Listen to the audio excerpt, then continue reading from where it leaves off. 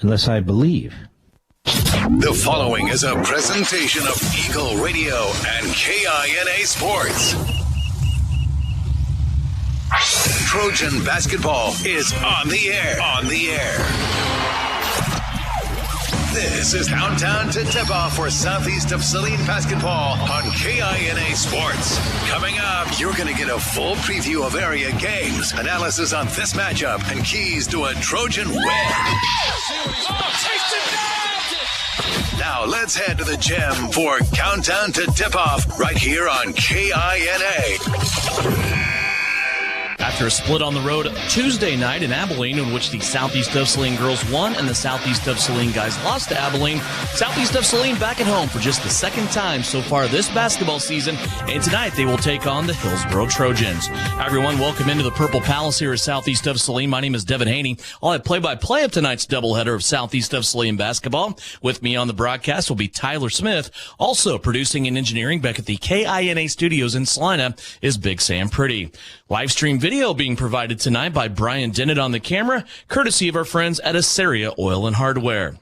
Countdown to Tip-Off is underway as we look at these two teams and the matchups tonight that we will have. The Southeast of Saline girls first against the Hillsboro Trojans and the Southeast of Saline boys to follow. When we come back, we'll dig more deeper into the games Tuesday night in Abilene and get you all ready for this one. Southeast of Saline, Lady Trojan and Trojan basketball worldwide on Salina Post and locally right here on KINA. Are you looking for a local brokerage firm to help you with your Medicare, life insurance, and annuities? L&L Advisors is the #1 local Medicare supplement and insurance specialist. Medicare can be confusing. Let the experts at L&L Advisors help make sense of it. Stop by one of 3 locations in Salina or McPherson and speak to an agent about the needs of your family. L&L Advisors, main office at 717 Roach right off Crawford and in the Central Mall Salina and downtown McPherson. Based on honesty and trust, contact L&L Advisors today. Hi everyone, it's Lynell Garrettson from SalinaHomes.com. It's a new Trojan basketball season and our coaches have devised a solid game plan. Just like basketball, to reach your goals in the real estate game,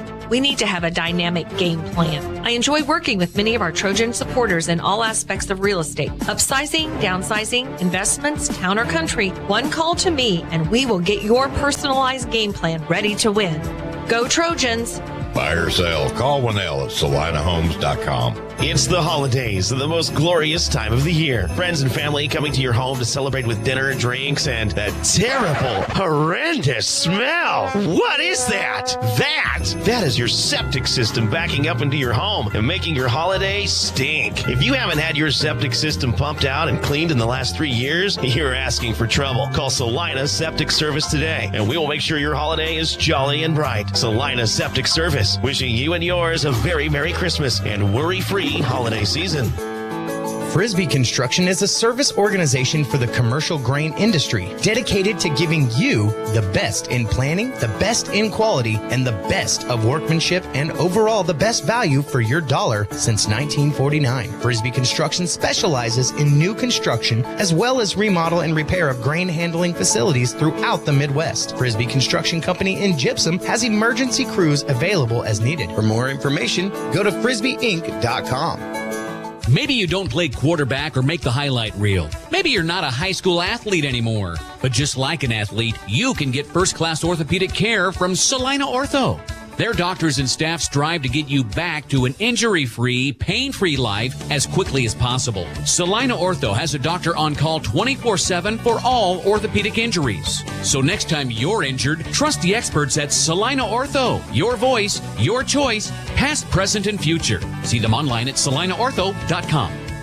The Bennington State Bank proudly supports local sports and wants each student to know that their hard work and talent is noticed and appreciated. At Bennington State Bank, they care about local communities and are committed to fostering long-term relationships through the delivery of excellent customer service, integrity, and fairness. From helping local businesses to supporting community youth and nonprofits to helping you purchase your dream home or invest in your future, Bennington State Bank is here to help. Give them a call to experience exceptional banking with hometown service. Bennington State Bank, your trusted hometown bank. Member FDIC. Welcome back to Countdown to Tip-Off. It's brought to you by L&L Advisors, getting you ready for a doubleheader of Southeast of Saline basketball here this evening on KINA, also worldwide on Salina Post. You can watch live stream video of tonight's broadcast, and it's paired with the radio broadcast on salinapost.com, presented by Assyria Oil and Hardware. When we look back at the games on Tuesday night for Southeast of Saline and Abilene, let's first start with the girls' game. It was kind of a test multiple times for the Southeast of Saline girls. They came out, they had a great start in this game,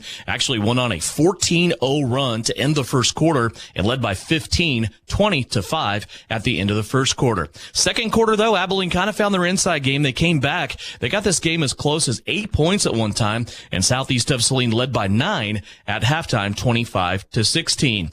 In the third quarter, we really saw a flex defensively and probably some struggles on offense too on both sides as the teams played even in the third quarter, 5-5. In the fourth quarter, though, was that Lady Trojan defense flexing their muscle as they were able to outscore the Abilene Cowgirls by a huge margin, 12-1. They end up winning the game, 42-22. For Southeast of Saline on the night, the leading scorer was Maddie Harris. Maddie had probably her best game offensively in this game with a baker's dozen points. With her, Lexi Jacobson, 10 points, 8 points for Brielle Potacek, 7 points for Abigail Pearson, and 4 for Addison Rohr. Southeast of Saline outshot Abilene at the free throw line as well, 5-8. They also had less than half as many turnovers. Southeast still continues to cut that turnover number down. Only 9 turnovers for the Lady Trojans in this game, 3 in the second half, which is an incredible number. Abilene with 24 turnovers forced in this game.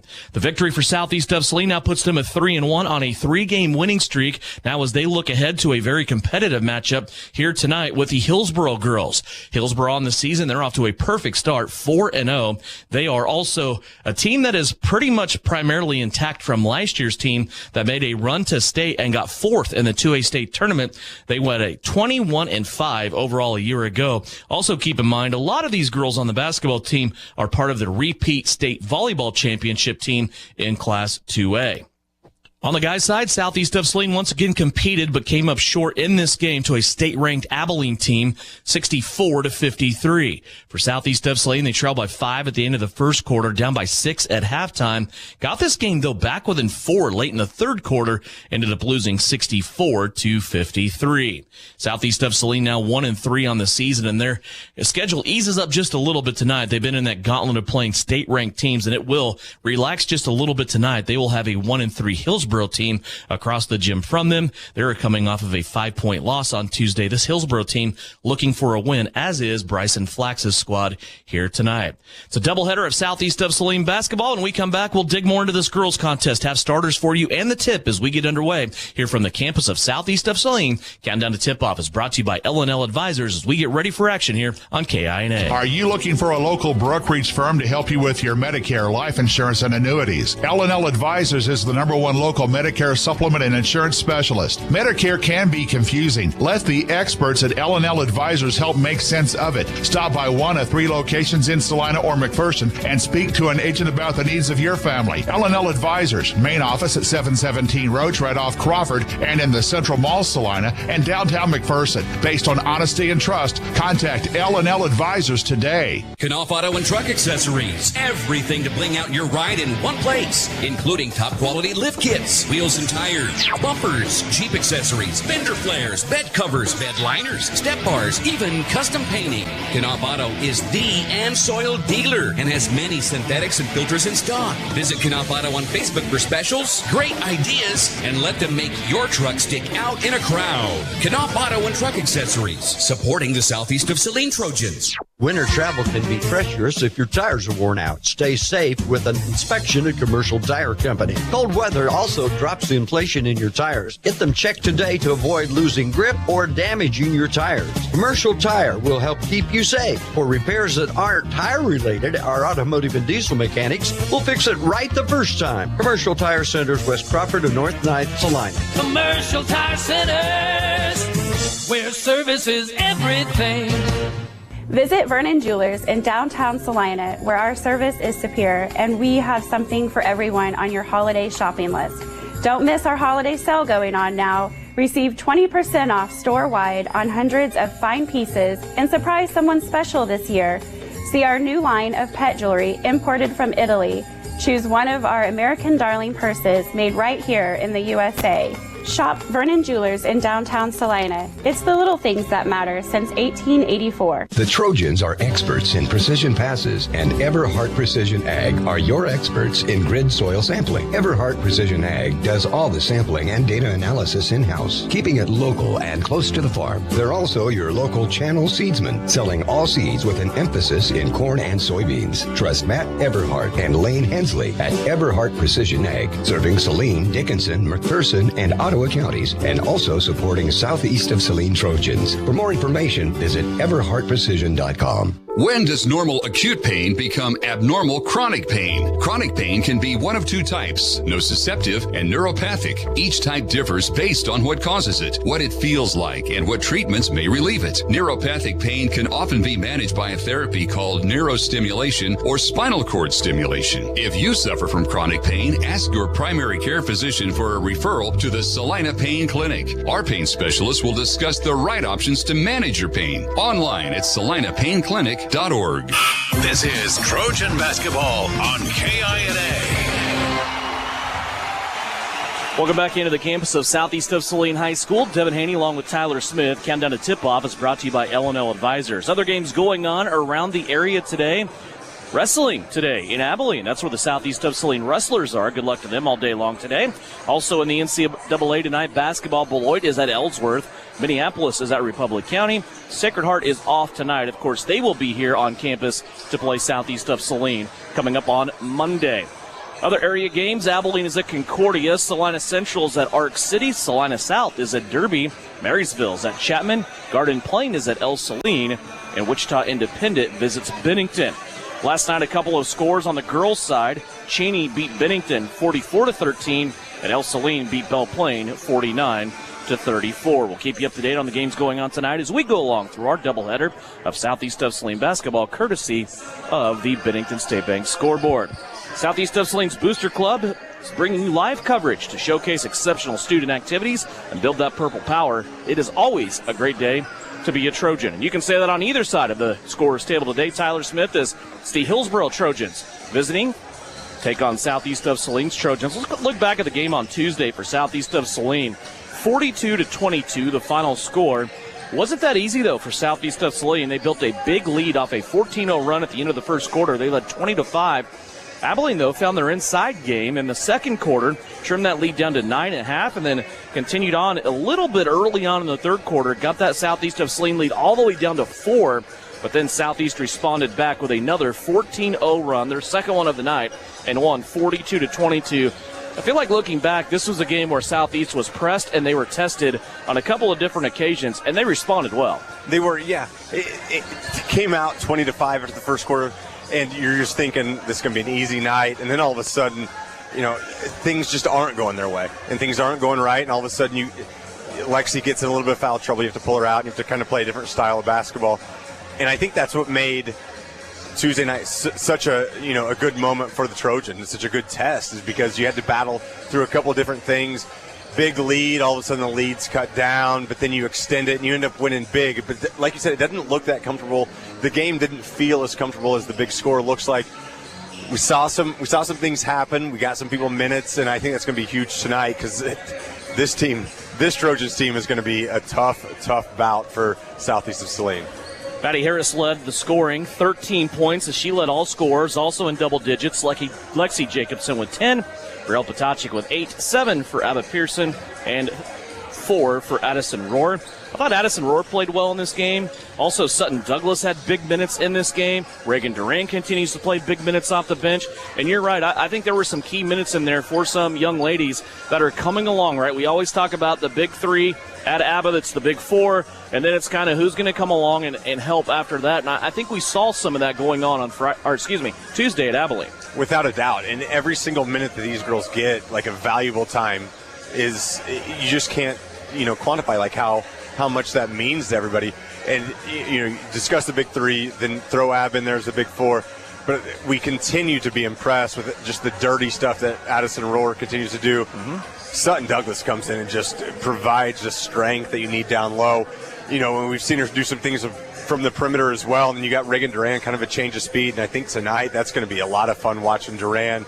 And there's still a couple pieces on the bench that Coach Shauna Smith hasn't had to go to, and I think tonight might have to. Like, there's going to have to be some change of speed. There's going to have to be some different things that are done. But on Tuesday night, you continue to just stack positive minutes. You stack those, and every single night you're going to gain from those valuable experiences. This Hillsboro team, as you said, they're good, and it's names that we've been talking about over the past 2 or 3 seasons. This is a school that is stacked in athletic talent, especially on the girls' side. Last season, this team placed 4th in Class 2A. They won in the first round, then lost their second and third games to finish 4th. They lost to the eventual champion early on in that tournament, and they're also the repeat volleyball champions in Class 2A in the state of Kansas. And so that's kind of tells you right there what kind of athleticism they have. They are currently ranked 4th in Class 2A by the Kansas Basketball Coaches Association. They're off to a 4-0 start, and there was one game in there that kind of tweaks this average a little bit, you can say, but no, then there's another one. Then there's another one. The average I'm talking about is their defensive average per game. They're only giving up 18.3 points per game while they're scoring on average 53 per night. They are outscoring their opponents on average by about 25 points. Yeah, and it was kind of the exact same thing last year. I think they were giving up maybe 22 points a game and scoring around 48, 49 at this time. And their early season schedule is a little bit different than Southeast's, and that's perfectly fine. And with the 2A schedule, they kind of have that. This team's got everything that you need. You know, they can push the ball up the court. They've got bigs. I mean, I think Coach Francis Flax said it last year. This team walks off the bus and it looks like a college basketball team. I mean, with the size and the height. But so those numbers can be a little bit misleading, especially early on. But I'll tell you what can't be misleading is that number 4 state ranking. I mean, this is a team that, unless something big happens, this team will be playing in the state tournament 2A. Just a fantastic early season test for Southeast of Saline. Also, what can be misleading is my math. I said they're winning by 25. It's actually 35 points. They always used to have an early out-of-the-gate, big-time matchup in 2A with Sterling. Sterling, after they won back-to-back titles, they've hit the reset a little bit. They're not as good. They're kind of in the rebuild mode right now. So Hillsboro won that game easily out of the gate, 57-10. They then beat Moundridge, 46-33. They beat Lyons, 51-8, and beat Inman, 58-22. Arguably, you can say, and I think it's a pretty good argument for the Southeast Trojans, is this is the toughest competition Hillsboro has faced so far this year. They have not faced a Southeast of Saline caliber type of team when you look at that schedule of Sterling, Moundridge, Lyons, and Inman. Meanwhile, Southeast of Saline has been playing people like Beloit, like Abilene. So you kind of see the caliber of competition there. It's all going to come to meet here on this floor in just a couple of minutes. When we come back, we'll have starting lineups for you. We'll also get this one underway. Game number 1 is the Southeast of Saline Lady Trojans taking on Hillsboro here on the campus of SES. 2-minute timeout, back with the starters and the game after this on KINA. Are you looking for a local brokerage firm to help you with your Medicare, life insurance, and annuities? L&L Advisors is the #1 local Medicare supplement and insurance specialist. Medicare can be confusing. Let the experts at L&L Advisors help make sense of it. Stop by one of 3 locations in Salina or McPherson and speak to an agent about the needs of your family. L&L Advisors, main office at 717 Roach, right off Crawford, and in the Central Mall, Salina, and downtown McPherson. Based on honesty and trust, contact L&L Advisors today. Insurance is something we all need in our business, home, car, and life. But do you really understand what's covered? And most importantly, what you are paying for? Hi, this is Rob Carlson in the Salina office of Smart Insurance. Change is good, especially if you haven't looked at your insurance policy lately. I can help you understand what you need and where the gaps are in your coverage. We provide free quotes and take pride in looking out for you. Smart Insurance, with locations in Salina, Abilene, and Harrington. Give us a call today. For a limited time, take advantage of savings on new Case IH specialty utility and all-purpose tractors with 2.5% interest for 84 months or cash back. With easy operation, Case IH tractors deliver the flexibility and durability your operation demands. Hurry in. Offer ends December 31st, 2023. Stop by Can Equip in Salina and set yourself up for greater productivity with a great deal on a Case IH tractor that works as hard as you do. You're telling me your driver turns you on remotely? It feels so good. One gentle touch of a handy remote or mobile app and my motor's running. And don't fret, my little pickup pal. New Image Audio installs these inside trucks too. Oh, yeah. You'll want it when the winter chill hits. A remote start from New Image Audio for cars, trucks, even diesels. All systems remote and cell phone capable. Nationwide coverage. Get yours at New Image Audio on South Broadway. In Salina. You're listening to Southeast of Saline Hoops on KINA. Just about ready to get things going here between Hillsboro and Southeast of Saline. A good pre-holiday matchup here of a couple of Trojan teams in close proximity. Hillsboro visiting in from the edge of Marion County. Let's look at the starting lineups for the 4-0 Hillsboro Lady Trojans, currently ranked 4th in Class 2A in the state of Kansas. Amaya Worth, a 5'4" freshman, is in the starting lineup, along with Kingsley Ratzliff, a 5'10" sophomore. Ansley Brewer, a 5'9" senior, in the starting lineup, along with Savannah Shahan, a 5'11" senior, and Zaylee Worth, a 6'1" senior. Hillsboro under the direction of Micah Ratzliff, who took a little bit of a pause there, coached the Hillsboro boys for a bit, and then slid over to the girls program. Hillsboro Trojans. And your own Southeast of Saline Trojans. Fans, we ask you to follow. Please remember, Southeast of Saline is alcohol-free, tobacco-free. Take a pause here. When we come back, we will have the starters for Southeast of Saline. We'll also get this one underway. Coming back to Southeast of Saline Gymnasium after this on KINA. Citizens State Bank has been serving Kansans for over 100 years. We are a full-service bank that can service your personal, business, and agricultural lending and deposit needs. Citizens State Bank offers 24/7 convenience with mobile deposit, online banking, and our ATM conveniently located in front of the building. Stop by and see our friendly and helpful staff. Citizens State Bank at 600 Maple Street in Gypsum, Kansas. Citizens State Bank and Trust Company is a proud supporter of the Southeast of Saline Trojans.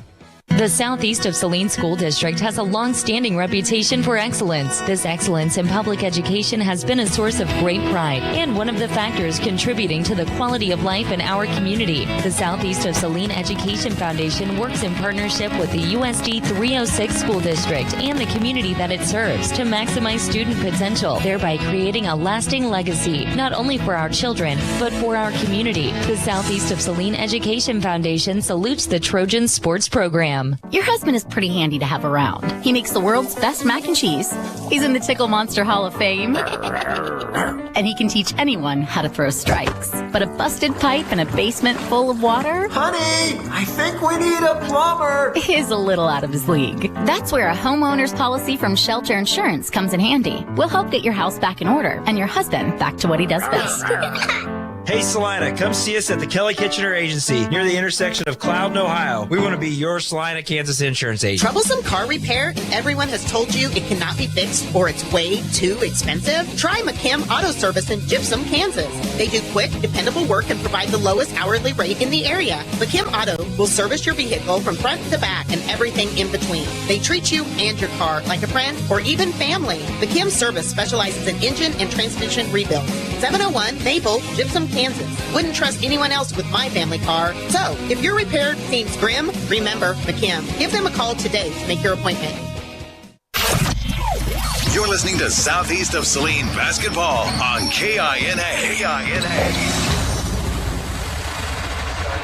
Back here at the gymnasium, time now for starting lineups for Southeast of Saline. They are under the direction of head coach Shauna Smith. 95 and 61 is the head coach of Southeast of Saline. She's assisted by Steve Reedy and Julie Lund. Coming off of a 42-22 victory over Abilene on Tuesday night, they are currently riding a 3-game winning streak. For Southeast of Saline, 3 seniors in the starting lineup. 5'4" senior Brielle Potachik averaging 9 points a game, 2 rebounds, and 2 assists.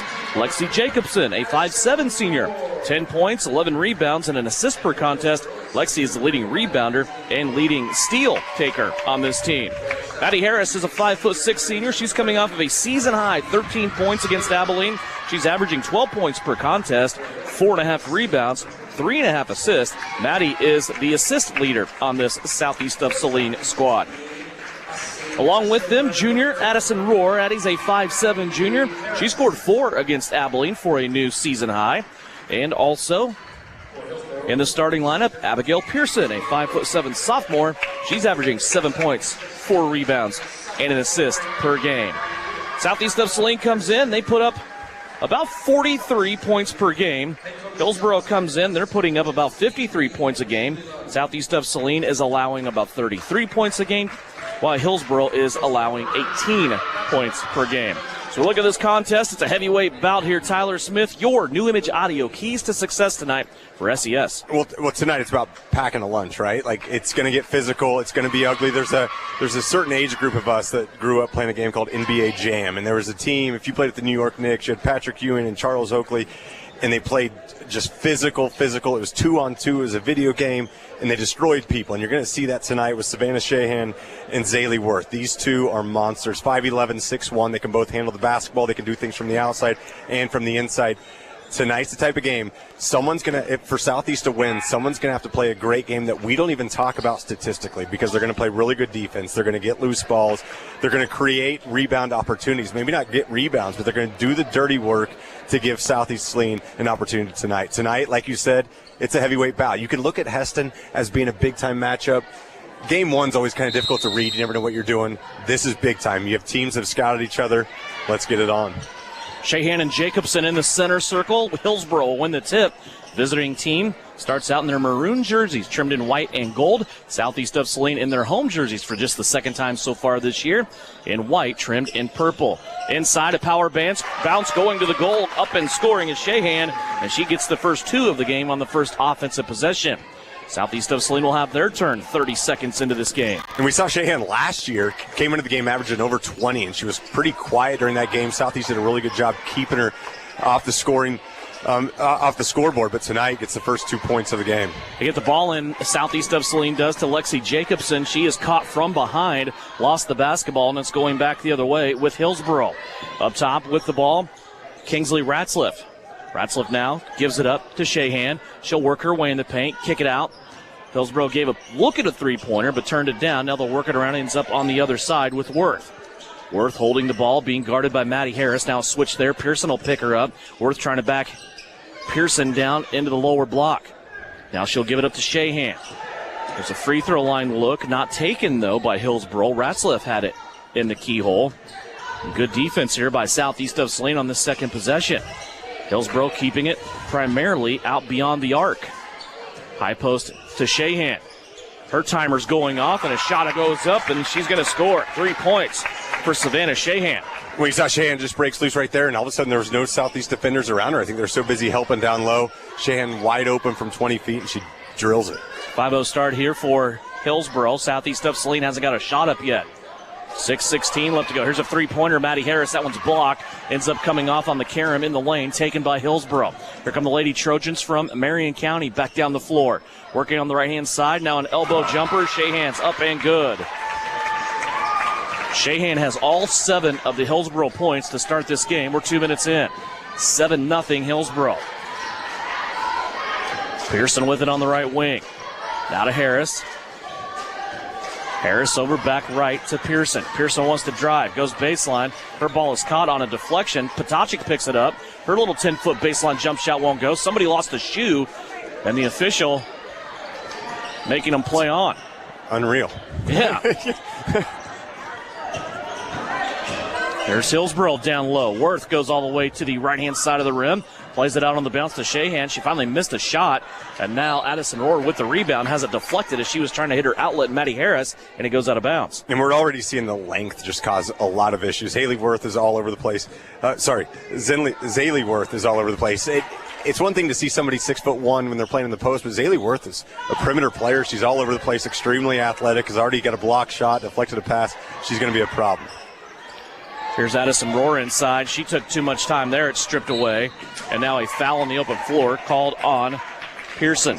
Abigail Pearson will get the first foul of the contest as we went almost 3 minutes without a foul called in this game. Sutton Douglas will check in for Addison Rohr. And right now, a dream start for Hillsboro. I mean, you've got the ball to Shahan. She's 3 for 4 from the field. I mean, she's feeling it. Easy shots are coming. But if you're Southeast, you just kind of, again, we kind of talk about this team with runs. You just kind of let it happen. Now go get yours. Play really strong defense. Get yourself an opportunity on offense.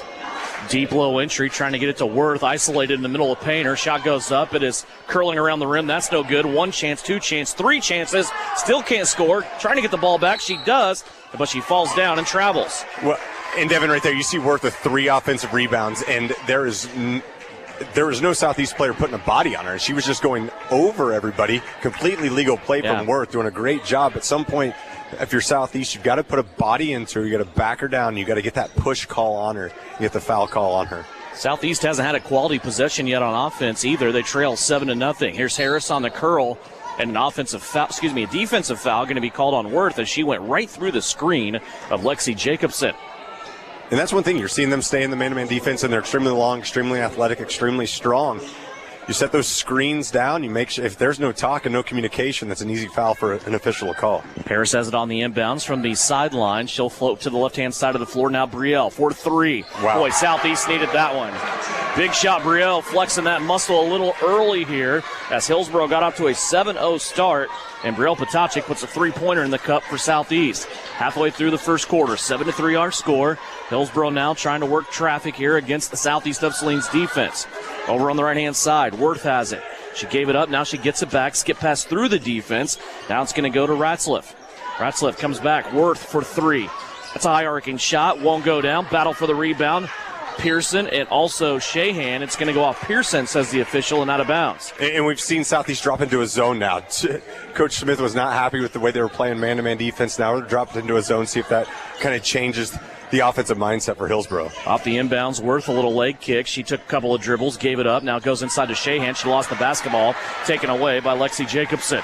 Here comes Maddie Harris. Left-hand pass up the floor. Potacek, little head and shoulder fakes. Nice. Beautiful bounce pass inside to Jacobson, but she has her shot blocked out of there by Shahan. And then Karam's up to the right-hand side now to Pearson. 3:25 left to go here in the opening quarter. Harris now with it on the right wing. Free throw line extended. Picked her dribble up. Now she'll play it to Jacobson. Lexi, little ball fake. Underhand pass to Pearson. Abba, let's see what she wants to do with it. She goes to the middle of the floor for a little bit of a reset. It's a high 1-4 set here for Southeast. They go into Douglas. Douglas goes through, draws the foul, and she'll go to the free throw line. And foul on Savannah Shahan, her first. Devin, that's exactly what Sutton can do. I don't know if there's any other player on this roster, on the Southeast Saline roster, that can do. She can get that dribble down. She can absorb contact. She can go up strong. Really, really great job establishing position, getting the free throw opportunities. And let's look at Shahan. Anytime you get a foul this early, you got to continue to pound the ball down to her. That's foul number 1 on Shahan. Patty Harris came over and got a towel off the Southeast bench. She's doing a little housekeeping here. See, official supervises. I think that's all done. Now Sutton Douglas will have a couple of free throws waiting on her. So far, Sutton around 50% on the season. First free throw here is up and good. Reagan Duran checking into the game. She'll give Brielle Potacek a break. Couple of subs off the bench early here for Southeast of Saline. Hillsboro yet to make a substitution yet. Second free throw missed. Rebound taken up high by Ratzliff. Hillsboro with the basketball. Here comes Amaya Worth. And you wonder if that star power of Hillsboro is going to, like, at some point you just got to run. You got to see if these girls can keep up with you, because we've alluded to their 5 starters and they're good. But at some point you're going to have to get to a bench, and that's something as we see a turnover from the younger Worth, from the freshman. Southeast has got to rely on their bench. She tried Joe baseline, ran out of room. Pearson took her pass away. Harris has it, swinging left-hand side to Pearson. Little screen and pop there for Abba, and that ball's going to go off the rim, over the backboard, and out of bounds. Back into Hillsboro's possession here. Little 4-0 run for Southeast of Saline as they've gotten this game back under control within 3. Yeah, that's one thing. I think Hillsboro started off so hot, everybody's kind of uneasy. You look at the scoreboard, it's only 7-4. I mean, you got to continue to make defensive stops. This zone looks like it's doing a little bit.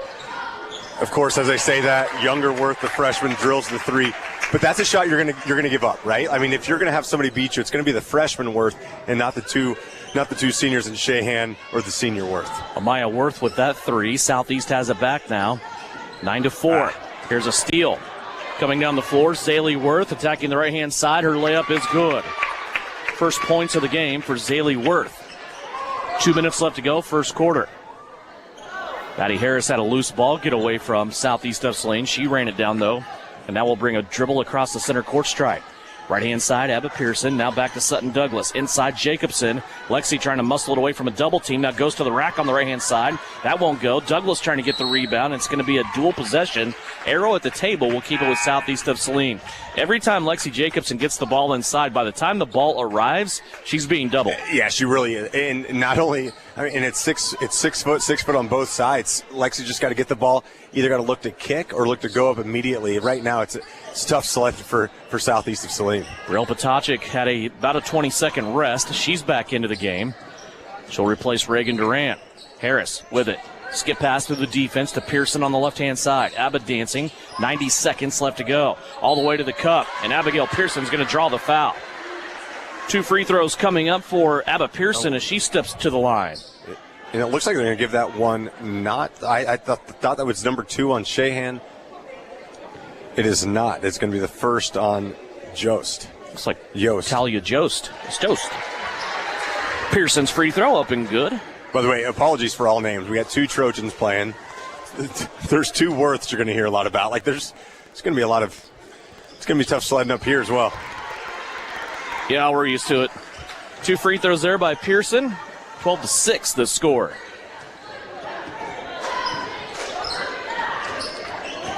See, this one with your Southeast, you got to go.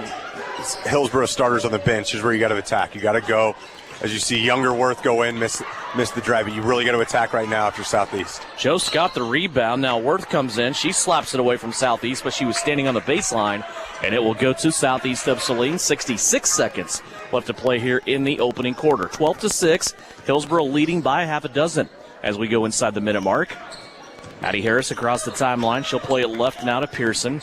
Pearson swings it around. Sutton Douglas standing center of the floor, and Sutton's pass tipped. Jacobson, though, muscling it back and saving possession there for Southeast.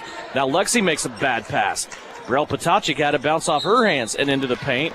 And chaos ensues. They have to sort it out with the arrow, and this time it's Hillsboro basketball. And we're seeing it from up here. Like, the cuts are maybe there, but it's maybe a split second too late. Like, against this Hillsboro, against the length, you've got to get that pass there immediately as soon as the cut happens. If you wait that split second longer, the hands are there, the arms are there, the defenders are there, and all of a sudden you're going to see a tie-up like that. And not only timing, Tyler, but I think those passes for Southeast have a little too much doubt behind them.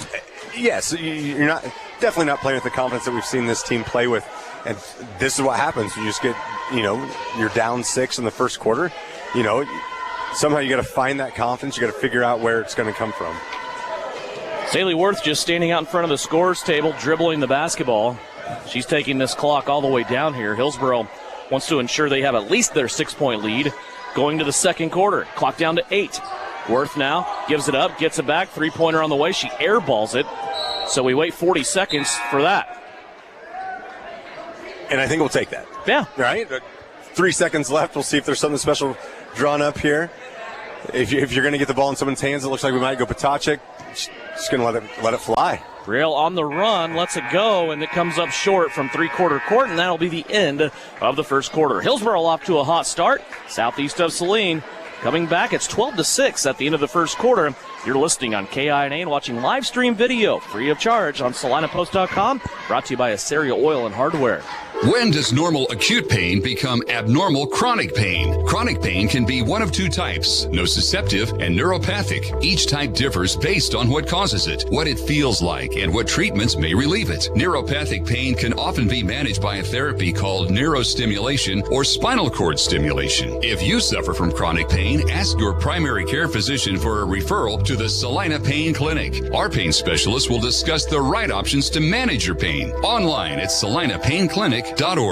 The Appliance Center. It's where you go to shop for washers, dryers, kitchen appliances, furniture, pellet grills, TVs, and so much more. If you are looking for a local family-owned business, visit the Appliance Center. We're in the big red and white building on South Broadway in Salina. Come experience the Appliance Center difference. Salina Post and KINA, your home for all things Trojan. The Southeast of Saline Trojan sports stream live on the Salina Post, and you can always listen at 910 AM, 107.5 FM, or at 910KINA.com. You're listening to Southeast Trojan Hoops on KINA.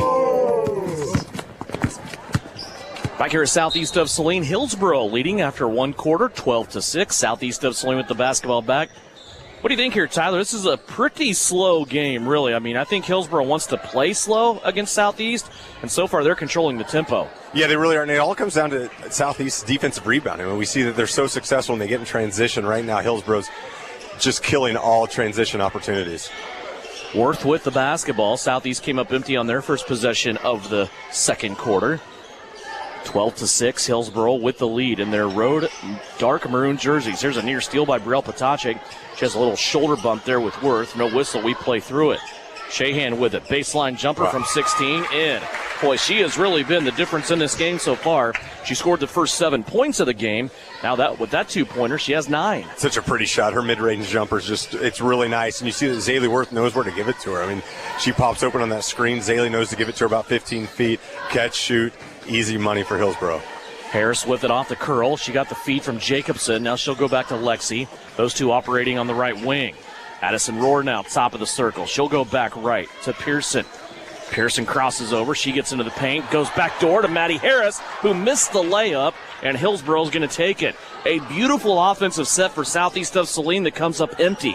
Now a three-pointer in transition for Hillsboro, and that's where they make you pay. Amaya Worth, her second tray of the day, and a timeout called by Shauna Smith. It's a 30-second timeout. We'll step away. 6:35 left to go. Hillsboro by 11 on KINA. For the first time in 4 years, there is a true Buick year-end closeout sale at Home Automotive. Buick has reduced the number of dealers across the nation, and Home Automotive is your dealer in central and western Kansas to buy and service your brand new Buick. They've got nearly 100 new Buick vehicles in stock with major deals with no-hassle pricing that ensures the best deal for you for the closeout of 2023, and they will not be undersold. Make a deal on a Buick, GMC, and a Chevy at Home Automotive Center in Abilene and Salina. You're going to be glad you did. This is Trojan basketball on KINA. 6:35 left to go here in the second quarter. Southeast of Saline in a hole. Early on here in the second quarter, Hillsboro hitting some shots. They're shooting at a high percentage. They're getting some second chance points. And right now, Southeast of Saline having trouble finding their stride on offense. Yeah, Devin, it's what they're doing defensively that I'm super impressed with. We know what they can do offensively, and we're seeing Shahan just hit shots after shot. Amaya Worth, the freshman Worth, is hitting two threes, but it's their aggressiveness on defense. It's their length. They're causing a lot of issues for Southeast right now. Potacek at the top of the circle. She'll go to Harris. Maddie slams on the brakes as she falls down, plays it to Jacobson. Lexi all the way underneath the basket. Now out to Potacek. She'll pick it up off the deck, fire a three. That won't go. And the rebound taken in by Shahan. Here for Hillsboro to Zaylee Worth. Now to Amaya Worth. She's going to stop on the right-hand block. Fight off Brielle Potacek. Now play it back out to Zaylee Worth. Back to Amaya over on the right-hand side. To Shahan. Skip pass backside. Wide open shooter. That won't go, but a unattended rebounder there for Zaylee Worth. Nobody for Southeast of Saline blocked out. Zaylee Worth coming in from the top of the circle, and it's 19-6. Yeah, everybody was taking care of except for Zaylee Worth, and Zaylee Worth did a great job. She saw that rebound exactly where it was. Unattended, unabated, easy layup for Worth. Southeast of Saline back on their offensive end. Lexi Jacobson steps through, and a foul on the floor will be called here against Zaylee Worth. That will be her second personal foul. That's the thing. I mean, you look at how the Southeast Trojans have scored so far. It's been a three, and your 3 other points from free throws. There's been nothing from just offense, from easy layups, from banging it down low. At some point, you've really got to try to establish that half-court offense. And against this defense, you just got to continue to stay with it, stay persistent, maybe use an inbounds pass like that. Lexi Jacobson came wide open. Southeast able to find her. Lexi has her first basket of the day. 19-8 the score. Hillsboro leading here by 11. Working it around now on their offensive end. Southeast of Saline still scrambling in that zone defense. Here's a drive by Amaya Worth. That goes off the rim, no good. And now Amaya Worth going to commit the foul. And that's what you got to do. You got to attack the rebounds. And that's one of those things we talk about. It's a dead ball foul. That's one of those things when Southeast is successful, Sutton grabs that rebound and you start going in transition. Worth's called for the foul. She didn't like it. There was a lot of arm involved. But again, that slows everything down, and that lets Hillsboro get back in their half-court defense. Somebody should tell her she does not have the authority yet to bark at an official like that. Goodness. The way she plays, she will, though, at some point. Right. She is a player. Just not today. No, not yet. 6 fouls have been called so far in this game. The foul count is 5-1 against Hillsboro, having 5, 1 for Southeast. Southeast comes up empty on their offensive end again. Hillsboro will skip it around. They'll work it off to the left-hand side to Ratzliff for a moment. Now back through to Worth. They continue to work around the perimeter. Ella Patuchik, a freshman, into the game. Momentarily looked at that shot. Now she'll drive to the paint. There's a slash through two defenders for Amaya Worth, and she will draw the foul and go to the free throw line. And then we see a lot of ball fakes from Hillsboro, and a lot of times those ball fakes are just fake kind of ball fakes when you're playing against other teams. We've already seen Amaya Worth, the freshman, hit 2 threes, so you have to respect that ball fake right there. She's crafty. You can tell she's a Worth, plays a lot like her older sister, but she'll stroke it from downtown. They called that foul on the ground. It'll go to Shahan this time. She drives and scores, but a foul early in that series will give Hillsboro the basketball again underneath. So Burrell Potachik, Sutton Douglas pick up back-to-back fouls here for Southeast. So we approach the halfway mark of the second quarter. Well, it looks like the officials are doing a really good job. They're saying if you get hands on the dribbler, they're going to call a foul. That's another one on Maddie Harris, and that's perfectly fine. I mean, you have to adjust the way you're playing defense, and you're hoping you're getting those same calls. And to be 100% honest, they have been the exact same calls for Southeast. They've been playing, Hillsboro's just playing really good perimeter defense. 4:12 left to go. 3 bang, bang, bang calls here for fouls against Southeast. Here's Amaya Worth dancing with Sutton Douglas on the left-hand side. They're going to swing it around the perimeter. Ends up with Patuchik up top. Now to the right they go to Ratzliff. Worth will play it back to the corner. Patuchik. She'll go back up high. Southeast this time in a man-to-man. And you're really seeing the patience of this Hillsboro team. Like they're not putting up any bad shots. As you see right there, a steal from Harris. Shahan dancing with Rohr that time. Maddie Harris came in and took it. And then Harris all the way to the cup on the other end. Can't get the lay-in to go off the window. She is fouled, and she will go to the free throw line. Nice little steal and a takeaway there by Maddie Harris as Addison Rohr was playing solid defense on the defensive end for Southeast of Saline. That turnover for Hillsboro, their 4th of the night. And we continue to see that from Maddie. It was 2-on-2, but I think anytime Maddie's got the ball, she misses the first. It's a 2.5-on-2, right? She attacks the basket, draws the foul, gets herself to the free throw line. Maddie's strong enough to finish that and have an and-one opportunity.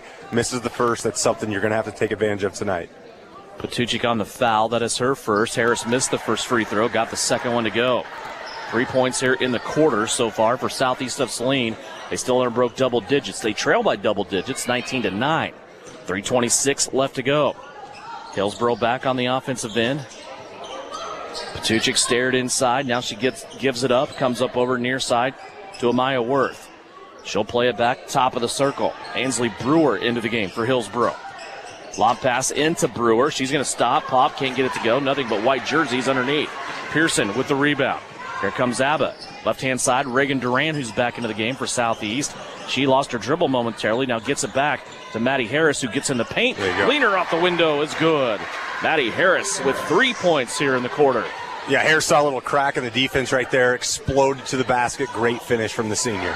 2:45 left to go. Southeast of Saline with back-to-back buckets here, with a free throw and a two-pointer, now trimming this down to 8. Patuchik looked like she wanted the 3, and then Maddie Harris closed up on her. Now it goes to Amaya Worth. Over left-hand side, Ratzliff. She'll come with a dribble back to the Southeast of Saline bench side. Brewer with it. Now back to the right. Southeast switching in this defense right now as Lexi Jacobson has a hand in the face of Shahan. There's Patuchik on the drive and a foul called against Southeast of Saline, their 4th foul in the quarter. Yeah, and you're seeing right there, just they're playing out wide. They're looking to drive gaps when they can. And those possessions were big as we see one Worth come back in. Looks like maybe for another keeping younger Worth back in, but it looks like Zaylee is back on the floor. Anytime she's off the floor, you really got to take advantage, and Southeast did. They closed the gap a little bit, 8-point game. Hillsboro's going to cook a pass right over the top of her head, and it's going to go out of bounds for turnover number 5. 2:10 left to go here, second quarter. Keep it locked here right at halftime. We'll go over numbers from the first half. We'll also have a conversation with Bryson Flax. We'll talk about the second game of our doubleheader coming up, and also flashback to the Abilene game that they had on Tuesday. Inside 2 minutes left to go. Harris playing catch on the right-hand side with Potachik now. Looking inside at Jacobson. Nothing working there, though. Brielle Potocnik will pop out, get the basketball. Now Sutton Douglas, high-low entry into Jacobson. Lexi goes to work, partial block, and the basketball out of bounds will be awarded to Hillsboro back the other way. And you're seeing they're trying to really isolate Jacobson down there on Shahan, but Shahan's doing a great job. And she's strong. She's going straight up. It's a really tough matchup for Lexi. You want to see Lexi almost get her kind of on the elbow, get her where she can kind of make that move, use those fast twitch fibers we've talked about so many times, because not many people can stay up with her that way. Here's Worth going inside, pushing Maddie Harris out of the way a little bit, and Zaylee Worth will score her second bucket of the quarter, 6 for the game. Back down to the other end. Here's a shot put up by Reagan Duran. That's no good. Zaylee Worth comes out of the pack. She'll lose the basketball momentarily, then gather it up right in front of the Southeast bench. 1:12 left to go before halftime. Here's Worth all the way to the bucket, and Zaylee will be fouled. She will be sent to the free throw line. Another foul here against Southeast of Saline. This goes against Sutton Douglas. That's her second. Before that, Southeast of Saline had 5 different players, all with a foul. They all had 1. Yeah, it's Worth's physicality. You know, we don't often see somebody so physical play on the perimeter, but she takes the ball in, not extremely quick. She can be quick. She can turn it on, but kind of that slow play, like like we're seeing these Europeans, you're seeing like a Doncic take over in the NBA, like just slow and methodical, but so powerful as she gets to the basket. Second free throw misses after the first one went in. The own rebound comes to Hillsboro, though. Brewer, a little pump fake, and then she kisses it off the window and good. Ansley Brewer with her first basket of the game. 24-13. It's back to a 13-point lead. Second time Hillsboro's been here with this point differential. And it's been a 5-0 run since Zaylee Worth's come back into the game at the 2:10 mark, and that is crucial for Southeast Saline. Like you had the time, you pulled it within 8, and now all of a sudden it's back to a 13-point lead for Hillsboro. Sutton Douglas had a shot that went off the mark. So did Hillsboro. Now Southeast going back the other way. Abigail Pearson has it. Pearson works her way back to the middle of the floor. Now finds Brielle Potocnik. 27 seconds left. Here's Potocnik with the left elbow jumper. That's no good. Rebound up. Nobody really jumping for it as Zaylee Worth controls it up high. Now she'll just walk it up the floor and play for the last shot of the half. Try to extend to this Hillsboro 13-point lead. Here's Worth, little head and shoulder fake, crashes into a couple of Southeast defenders, leaves it off, though, on the backhand side, and now another foul called against Southeast of Saline. Yeah, and we saw right there, Worth, she had Harris all over. Harris was playing great defense, and Worth just continued to absorb the contact, goes up, finds a wide-open teammate. Teammate misses the layup. Worth is right there for the offensive putback opportunity. She's fouled by Harris. Buries the first. Maddie picks up her second foul. Zaylee Worth makes the first free throw in this trip. So far, 2 of 3 from the free throw line. Second free throw on the way is good. So far, 9 points for Zaylee Worth. 6.2 seconds left for Southeast of Saline to try to get something going here. It's a 15-point lead for Hillsboro. Harris across the timeline with 3 on the clock. Works back to the middle of the floor. She'll get inside the three-point line. Leaner won't go, and that will be the end of the second quarter. 26-11. It's a dominating performance for Hillsboro thus far as we step away for intermission and the Knopf Auto and Truck Accessories halftime report. When we come back, numbers from the first half. We'll also have a conversation with head coach Bryson Flax. It's all coming up. 26-11. Hillsboro leading Southeast of Saline at halftime here on KINA. Knopf Auto and Truck Accessories. Everything to bling out your ride in one place, including top quality lift kits, wheels and tires, bumpers, Jeep accessories, fender flares, bed covers, bed liners, step bars, even custom painting. Knopf Auto is the and soil dealer and has many synthetics and filters in stock. Visit Knopf Auto on Facebook for specials, great ideas, and let them make your truck stick out in a crowd.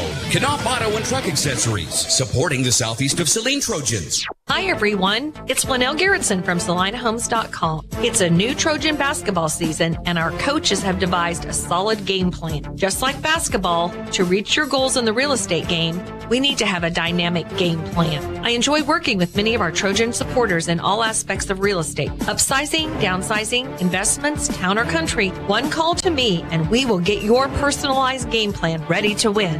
Go Trojans! Buy or sell, call Winnell at SalinaHomes.com. This is the Trojan Halftime Report. Coming up, a first half recap. Shot at the horn! Stats, interviews, and a look at other area games. Now, let's get back to the gym for Trojan Halftime on KINA.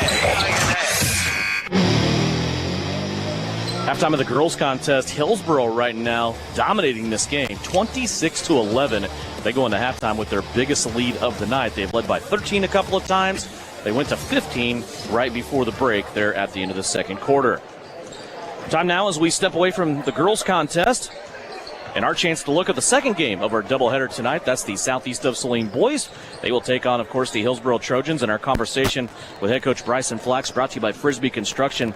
Coach, a tough Abilene team on Tuesday as you went on the road, 64-53, the final score. What did you see in this one when you looked back at it? You know, we gave up a lot of offensive rebounds. We gave up a lot of second chance buckets. Ended up not converting. We got a lot of paint touches. Couldn't convert in the paint. And that was kind of the biggest thing. You know, we go in down 6 at half, and really if we cut both of those statistics in half, you know, second chance points, and we score on half of our paint touches, you know, we're probably up, you know, 8 or 9 at half rather than down 6. So that's kind of a glaring thing that we focused on Wednesday and Thursday, and hopefully have some of that corrected. It just seemed that Abilene just kind of kept doing what they do, right? I mean, they attacked the rim well on offense. They hit a couple outside shots on you, but not like what they have been, and they just slowly kind of crept away. It was a 5-point game at the end of one, a 6-point game at halftime, like you said, a 7-point game at the end of the third quarter. And it just, those second chance points and those things, when you relax and they end up scoring or maybe go on a little 4-0 run, just too much, wasn't it? Yeah, and we struggled to keep the ball in front of us on defense. You know, I thought that was the first time in a game that we've really struggled to do that, and so again, we focused on that Wednesday and Thursday, and you know, Abilene's good. There's no denying that. They're going to win a lot of basketball games, but I think that, you know, as we try and, you know, grow and mature a little bit and try and figure out how to win some games, we got to tighten up on some of that stuff, and you know, our efforts got to be there consistently for 32 minutes. This is a team with Southeast of Saline. There were some good things. You came out in the second half. You made it a point to get Brenton Leeds the basketball inside. He ends up with 14 points. Had a nice little run there through the second half. Also, Gannon Jacobson was able to hit some outside shots. It seems like he's gaining more and more confidence as he gets more varsity time as well. Yeah, definitely. You know, in Brenton's case, we were able to, because the way they were guarding Owen, we were able to get Danny downhill pretty easily. And then also, if we put him on the opposite side of Brenton, there was no help behind him, so we were able to get a couple over the top. Really good looks for him to catch and go score. And then Gannon, you know, we see it a lot. We saw flashes of it last year, especially in practice, you know, and as he gets, you know, more comfortable, and we can't forget he's only a sophomore, you know, when he gets a little more comfortable, and he's, you know, I told him he's got to be assertive no matter what. Because he's extremely capable, but I expect, you know, maybe not 18 every night, but I expect him to, you know, be one of those guys that can obviously contribute for us at a high level, and we need him to be successful. I want to ask you, Coach, about Owen Bailey. After he put 34 up at Lindsborg, there's no secret he was going to get a lot of attention in this offense. Since then, he has gotten a lot of attention from Beloit and Abilene. There's differing philosophies when people go to a box and one or a deny balls type situation against a person on your team like that. Some people will just clear it out and kind of go 4-on-4. Some people still want to get that scorer involved. How do you approach that? Have you decided what you want to do on this yet? Yeah, you know, we need to get him involved a little more. And I thought there were some times in the Abilene game that he came off screens and had enough space to catch and shoot. And we had a conversation, you know, because he didn't want to put him up because time and score, you know, and Abilene can turn 6 into 10 really fast. And I told him, you know, I've been transparent with him since I met him this summer, and I'll let him know if he's shooting too much. So as far as I'm concerned, we got to get him a little more involved, whether that's getting him to the line, putting him in some ball screen situations. You know, I called one of my old coaching friends that's at Wichita State right now, and you know, he gave me a pad full of information of ideas that he would have, and you know, we're going to test some things out. We're going to continue to put some things in for him, and you know, I just told him get used to it. You're gonna have to play through it. He's gonna have to play through it for the next 2 years. So we'll get it figured out. We haven't talked a whole lot about your JV team and the young guys coming up and getting that junior varsity. They're having some flashes. They scored some points tonight, didn't they? Yeah, they did. When they're defending well, they're scrappy, and a couple of them can shoot the basketball. Their biggest thing is they're so, just probably physically they're not there. They're just not quite there yet. But those things change in a matter of months, so – but no, I really like the progress that they're making. They're doing a really nice job. It's kind of contagious. When our practices at the highest level are bad, the JV practices are bad as well. And so, those things have to get more consistent, and I think they will. This Hillsboro team, a lot like you guys, they've had kind of a tough schedule too. They've played a couple of state-ranked teams. They come in 1-3. This is two teams really needing a win. What do you want to see from your guys tonight? Yeah, just go compete. Just all the little things that keep hindering us. Just make sure we're getting better every day and go compete tonight, because you're right. They're a scrappy bunch, and they'll get after you, and we're both hungry. So we got to go fight them. Good luck. We'll talk to you after the game. Thanks, Devin. Bryson Flax, he's the head coach of the Southeast of Saline Trojans. Their game coming up in just a bit here on KINA. Halftime of the girls' contest, 26-11. Hillsboro leading Southeast of Saline. Back with final numbers and start of the third quarter after this 90-second break. You're listening to the Knopf Auto and Truck Accessories Halftime Report. Knopf Auto and Truck Accessories. Everything to bring out your ride in one place, including top quality lift kits, wheels and tires, bumpers, Jeep accessories, fender flares, bed covers, bed liners, step bars, even custom painting. Knopf Auto is the and soil dealer and has many synthetics and filters in stock. Visit Knopf Auto on Facebook for specials, great ideas, and let them make your truck stick out in a crowd. Knopf Auto and Truck Accessories, supporting the Southeast of Saline Trojans. Stardust Trophy in downtown Salina is your full-service headquarters for trophies and awards for club and sporting events. But did you know Stardust Trophies also makes employee name tags with your company logo? They engrave executive awards like desk clocks and pen desk sets. They imprint artwork and photos on T-shirts, coffee mugs, mouse pads, even personal calculators. Stardust Trophy carries clear sports ball holders on wood bases for treasured or autographed balls, from footballs to golf balls. Go to full-service Stardust Trophy, 121 South Santa Fe, downtown Salina. Does your free checking put more cash in your account? Does it give you free range access to ATMs nationwide? If not, tap into super-powered free Kasasa Cashback Checking at the Bank of Tesket. Visit bankoftesket.com to learn more. Member FDIC. Qualifications, rules, and limitations apply. Rates, rewards, and restrictions may vary by account. Contact institution for details. We're growing your way.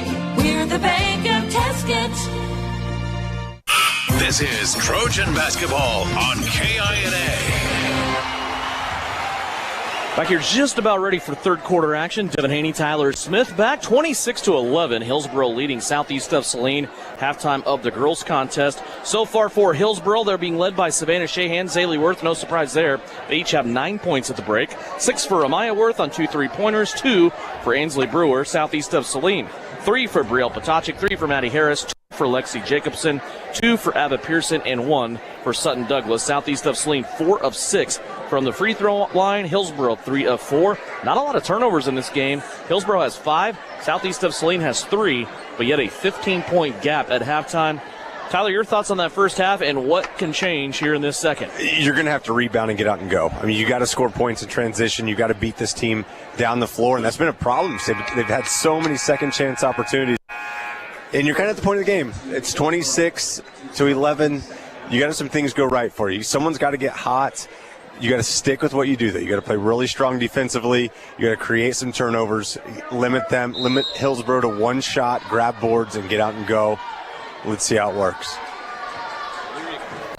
Valeria Christian leading Solomon at the half in girls play, 19-5. Also Minneapolis leading Republic County at the half, 45-3. So check your Bennington State Bank scoreboard on some early girls scores. As we go through tonight, we will keep checking that scoreboard here. 26-11, Hillsboro's going to try a 3 to start the second half. That's going to be off the mark. Coming from the right hand of Amaya Worth, southeast of Saline with the rebound. Here comes Brielle Potacek up the floor. She'll dump it in down low. Lexi Jacobson. Jacobson pinned a little too low underneath the backboard. And now a beautiful bounce pass entry down on the opposite block to Addison Rohr. Addie caught that, was fouled, and she will go to the free throw line. What a beautiful pass and recognition on that look by Maddie Harris. Well, after that defensive rebound right there, you saw Coach Shauna Smith immediately just say, go, go, go, go, go. She's waving the players on as Rohr misses the first. And these free throws are going to be huge the rest of the night. You cannot leave any points out there on the table if you're Southeast.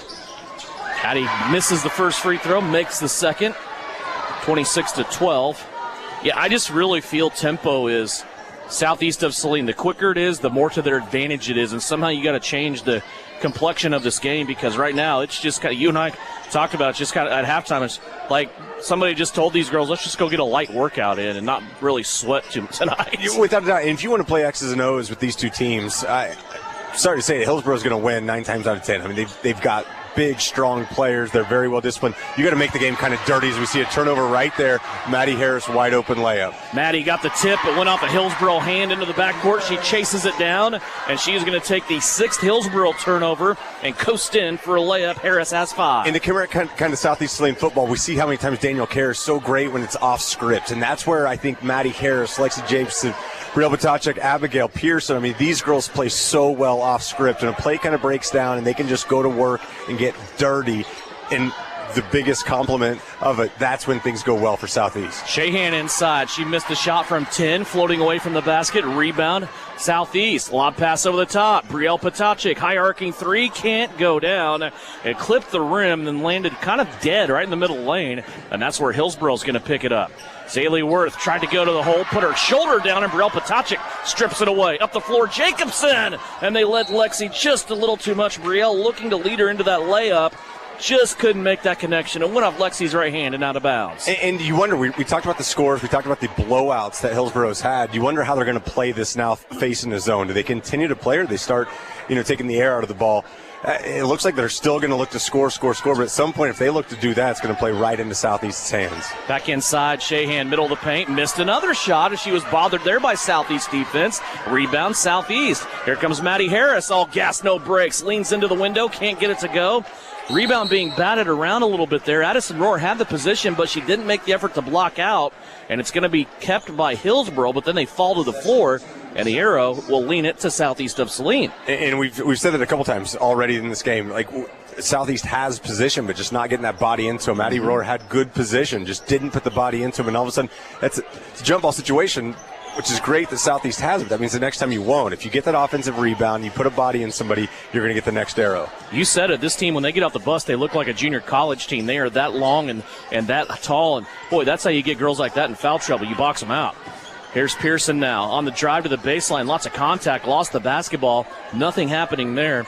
And Hillsboro is going to take it back to their end. Still looking for their first points here of the third quarter. 3 minutes into the second half. 26-14. Zaylee Worth, three-pointer, top of the key, drilled it. Zaylee Worth leading all scorers. She has 12. Yeah, and that's a big-time shot for Hillsboro. I mean, things were just kind of, it looked like Southeast was kind of creeping back in. Big-time answer from the senior. Rohr with it. Had it tipped at point of attack. Now it's going to be taken away by Worth. Brielle Potacek running her down. Worth's going to slam on the bricks on the right wing. Skip pass over the top. Now it ends up along the baseline to Ainsley Brewer. Now a pass taken away from Shahan by southeast of Saline's defense.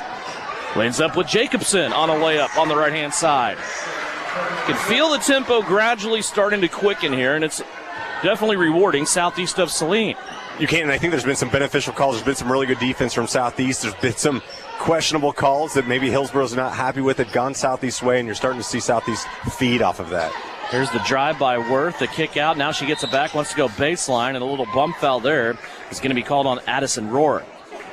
For Addie, that'll be her first. Another check here of the scoreboard.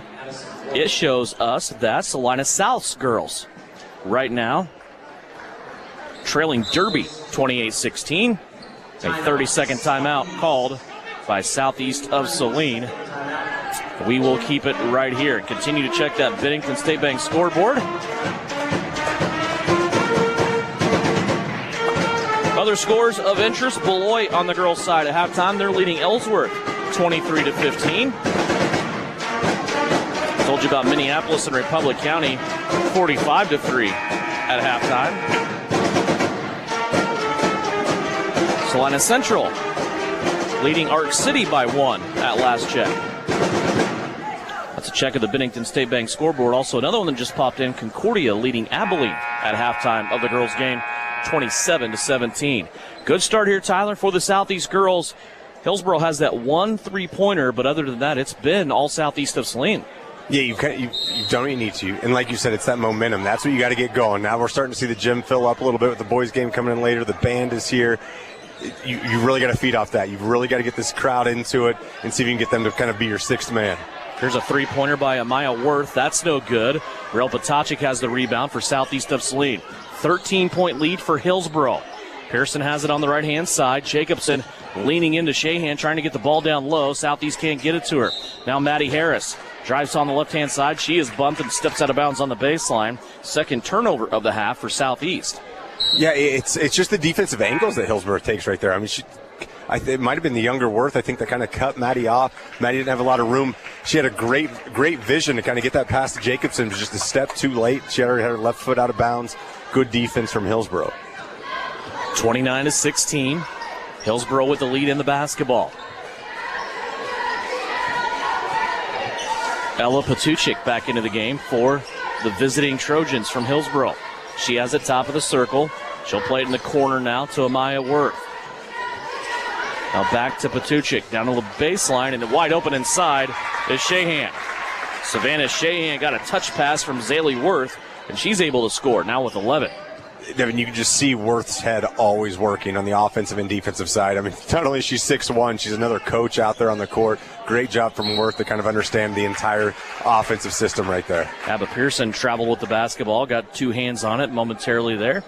Official right on top of it. We'll turn it back over to Hillsboro. Third turnover for southeast of Saline here in this third period. 31-16, inside 3 minutes left to go. Something about this game, too, it's just, as we said, it's methodical, it feels slow, but the quarters are going by so quickly. Yeah, every possession that Hillsboro has just continues to take time. Right now you see Hillsboro's not happy with it. They're going to call a timeout. Just very methodical with everything they're doing. 30-second timeout. We'll step away. 2:41 left to play here in the third. 31-16. Hillsboro leads Southeast on KINA. APAC Kansas Incorporated has been building the Heartland from the ground up for over a century. From the supply of aggregate materials, hot mix asphalt, and concrete to the construction of roads and bridges, we do it all. You've seen our trucks, and now we want to hire you. APAC in Salina is growing, and we are hiring for all positions. From truck drivers to mechanics, general laborers, and construction, APAC has your next career. For more details, visit the job links page at salinapost.com. Great pay and benefits, APAC is an equal opportunity employer. You're listening to Southeast of Saline Hoops on KINA. 2:41 left to go here in the third. 31-16. Hillsboro leading. They also have the basketball underneath their own basket coming out of a 30-second timeout. Worth has it. Now to Ratzliff. Right-hand side, Patuchik. They work it back around now. There's a 3-pointer by Amaya Worth. That's no good. Rebound taken in by Abba Pearson. Pearson in the backcourt. Now she crosses the center stripe. She works her way off to the left-hand side. Play it now back to Brielle Potachik. Top of the corner, Jacobson. Wanted Pearson on the backdoor cut, but that was covered up nicely there by Hillsboro. Here's Potachik on a step-back 3. That one hit all sides of the rim and then fell out. Ball on the floor. Addison Rohr going after it. She cannot get it, and Hillsboro will control. Inside 2 minutes left to go here in this third period. Patuchik with it. Now top of the circle to Ratzliff. They go back to Patuchik. She'll try a 3. Too strong, no good. Brielle Potachik got the rebound. Brielle in traffic, stood on the break, and she'll let everybody go by here. And we're seeing Hillsboro go a little bit cold from the perimeter. I mean, after that Worth 3-pointer, to start off the half for Hillsboro, it's been kind of cold out there. The inside, you really got to take advantage of your Southeast. Here's Jacobson for 3. That one's too strong. Sutton Douglas working hard for the rebound, but it's going to be taken away by Amaya Worth. And we talked about, too, I don't think this defense that Hillsboro's playing right now really surprises us. as Amaya Worth will try another three-pointer that's no good. Potocnik with the rebound. They only give up on average 18 points a game.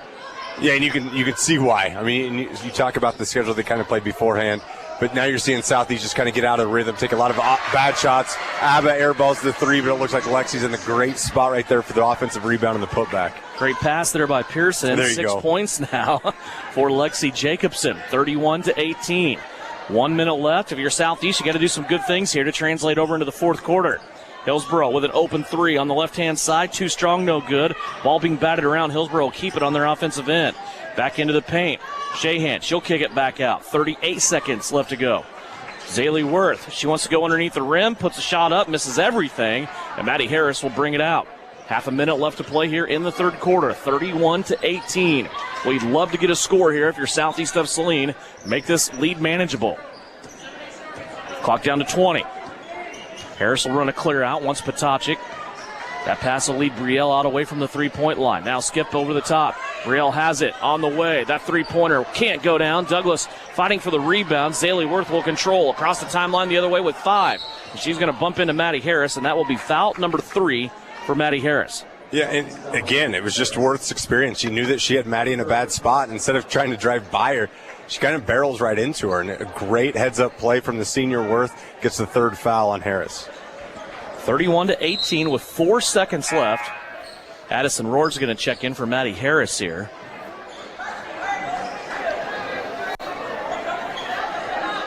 Hillsboro's going to try to get the last crack at it with 4 seconds left. Into the corner. Brewer will try a three. That one's no good, and that is the end of the period. 31-18, our score.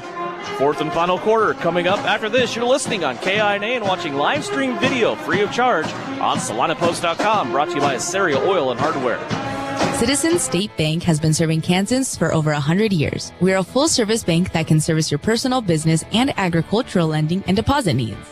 Citizens State Bank offers 24/7 convenience with mobile deposit, online banking, and our ATM conveniently located in front of the building. Stop by and see our friendly and helpful staff. Citizens State Bank at 600 Maple Street in Gypsum, Kansas. Citizens State Bank and Trust Company is a proud supporter of the Southeast of Saline Trojans. The hours of drills, the pre-dawn workouts, the hundreds of laps. It takes hard work, passion, and drive to do what you love. When you're sidelined by injury, Salina Regional Sports Medicine is just as committed and works just as hard to get you back in the game.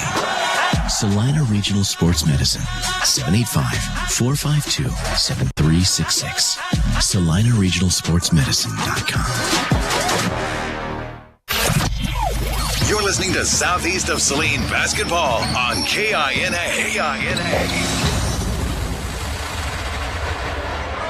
31-18, Hillsboro with the lead and the basketball. So we start fourth and final quarter. Devin Haney, Tyler Smith back here at Southeast of Saline High School. Glad you could join us for Lady Trojan basketball. Hillsboro leading right now by 13. Well, we saw it in spurts there, didn't we, in that third quarter? Southeast was able to get some deflections, some steals on defense, get some transition buckets, but boy, Hillsboro just came back and they only scored 5 points, but they were able to keep Southeast of Saline just scoring 7 points and only gave up 2 points of their lead in that quarter. Yeah, as you see Abigail Pearson on the foul right there on the perimeter, but it's going back to that methodical play. It's like they all understand the system. I mean, there's an offensive mindset here that they understand. You're going to take time, for each possession. You're going to slowly just take that time off the clock. You're going to play strong defense. Before you know it, you run out of possessions. I mean, you just take advantage of the opportunities you have, and Hillsboro's going to make it really, really a tough fight for Southeast to get back in this game. Zaylee Worth kicks it out here to Amaya Worth. She shot a three, came off the front of the rim. She gets her own rebound. Worth up top. Amaya will drive, kick it out, ends up in the corner right-hand side. Now back into the hands of Zaylee Worth as we melt down the first minute of this fourth quarter.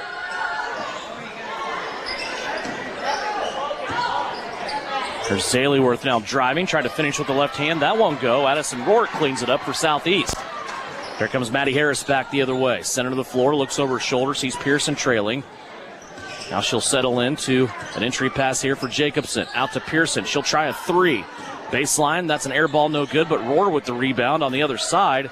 Had to go off a Hillsboro foot, dove for the basketball, and the arrow will keep it right here with Southeast of Saline. Savannah Shahan back into the game for Hillsboro. It's not fun as a Southeast fan, but it's fun as a basketball fan to watch these Worth sisters play together. You got a senior, you got a freshman. Watching these two work together, you can tell they've got the same brain. Very, very smart basketball players. You saw both Worths on the floor right there with Addison Roar trying to get the basketball. A lot of just basketball knowledge on the floor with those two girls. Here's Pearson with it. Crossover, gets to the baseline. Nice little move there. And a stop and pop from Abigail Pearson. She has 4. Down to an 11-point lead. Now you got to figure out a way to speed them up, right? You're still in that man-to-man defense. You got to figure out a way to make Hillsboro feel uncomfortable with the basketball, and that's going to be a problem because there's a lot of experienced ball handlers out there. They've got great size and they got great length and they can do it, but you've got to speed them up a little bit if you're Southeast. Ainsley Brewer came out. She was unattended, uninterested, though, in shooting. Amaya Worth on a backdoor cut. Zaylee Worth hits her with the ball, and that's the second time here in this quarter Amaya Worth has missed a shot. And probably the shortest person on the floor got her own rebound. Yeah, it's multiple offensive rebounds for younger Worth, for Amaya Worth in this quarter, and it just shows you she knows where the ball's going to be. I mean, it's that nose for the basketball. She's always where it is.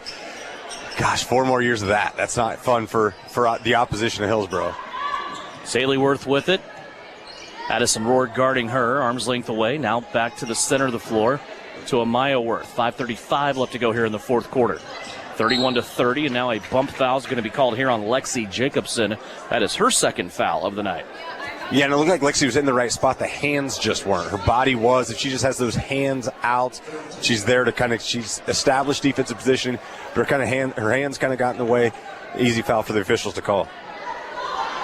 31-20, Southeast of Saline still looking to get a stop here. They go cross court, get it into Shahan, and she's going to turn and score. Savannah Shahan now with a baker's dozen. She leads all scorers with 13. 33-20, that's the gap. Also, Reagan Duran into the game. She'll drive, kiss it off the window, dead center, and score. Reagan Duran with a 2. A great job from Duran. We've seen her hit a few threes, come in early and do that so far this season right there. Ball fake, couple dribbles, wide open 15-footer, and she hammers it home. Southeast trying to turn up the pressure here on defense. They get out of shape, though, and Zaylee Worth dumps it off to little sister for another 2. Excuse me, that's her first 2 of the game. Had a couple of threes back in the first half. 35-22 the score. Duran has it again. Jacobson goes to the cup. She is fouled. Shahan will get the foul. 2 free throws coming up for Lexi Jacobson. And that's exactly what we talked about earlier. If you're going to see Lexi kind of be successful offensively, you got to get the ball to her 15 feet away from the bucket and really isolate on Shahan. She did a good job right there. It's tough for any defender, especially with the size of Shahan, to keep up with Jacobson as she hits the first. But that's where Lexi's going to succeed tonight. It can't be with her back to the basket. Tonight, she's the type of player she's got to catch the ball face up, use her explosiveness as she did right there. 7 points for Lexi Jacobson. She will get a second free throw here. It is also up and good. 2 of 2 at the free throw line. 8 points so far tonight for Lexi Jacobson. 35-24, back to that 11-point gap. 4:35 left to play here, fourth quarter. Hillsboro leading. Little switch up top. Jacobson ends up on Zaylee Worth. Now they switch again. Amaya Worth comes back to the left-hand side to Zaylee. Ainsley Brewer with it. She'll swing it right to Ratzliff. Now Shahan on the pop. 3-pointer on the way. That won't go. Rebound on the floor. Zaylee Worth just basically shoved Reagan Duran out of the way and took the ball from 3 Southeast Trojans. Hillsboro will try another 3-pointer. That's no good. Jacobson with the rebound. Up the court, right-hand sideline. Reagan Duran with it. She'll cross over, get back to the middle. Brielle Patacic for 3. Off the front of the rim, it won't go. Sutton Douglas inside, cleans it up. Sutton Douglas with her first field goal of the night. That paired with a free throw gives her 3. And it's single digits on the lead all of a sudden for Hillsboro. 35-26. Pearson out top, guarding Zaylee Worth. And a little hand check foul there called against Abigail Pearson. That is her 3rd foul. Yeah, and that foul's 30 feet away from the basket. Not a foul you're happy with. But I think at some point you got to figure out a way to lengthen this game, and that's the only way you're going to be able to do it. We've seen, again, this offense will just slow you down so much, and they'll take the air out of the ball. You're going to have to play defense. You have to go for steals. If you commit a foul, so what? You send them to the free throw line and hope things go well for you if you're the purple and white. High screen out top. Now they play it back into the hands of Zaley Worth. 3.5 minutes left to go here in this game. 35-26. Hillsboro with the basketball. Just melting this clock down here against Southeast of Saline's defense. Yeah, and it looks like Hillsboro's resigned to kind of take the air out of the ball right now. They're going to try to play some keep away and see if they can handle it. And they could not on that one. Hillsboro threw it away. So just getting it back within 9 was Southeast of Saline. Now they have possession of the basketball. Still plenty of time left here with 3:12 remaining. Crucial possession here, though, for SES. Harris, Potachik, Douglas, Jacobson, Reagan Durant on the floor. Harris gets caught in a trap, and then she dribbles on the center line, and they're going to call backcourt on her. She can't believe it. No, neither can Shauna Smith. I mean, there was a lot of contact there, and you could see the 1-2-2 trap getting ready to come. And there was a lot of contact right there. Harris didn't have anywhere to go. Gosh, it's a tough call against SES.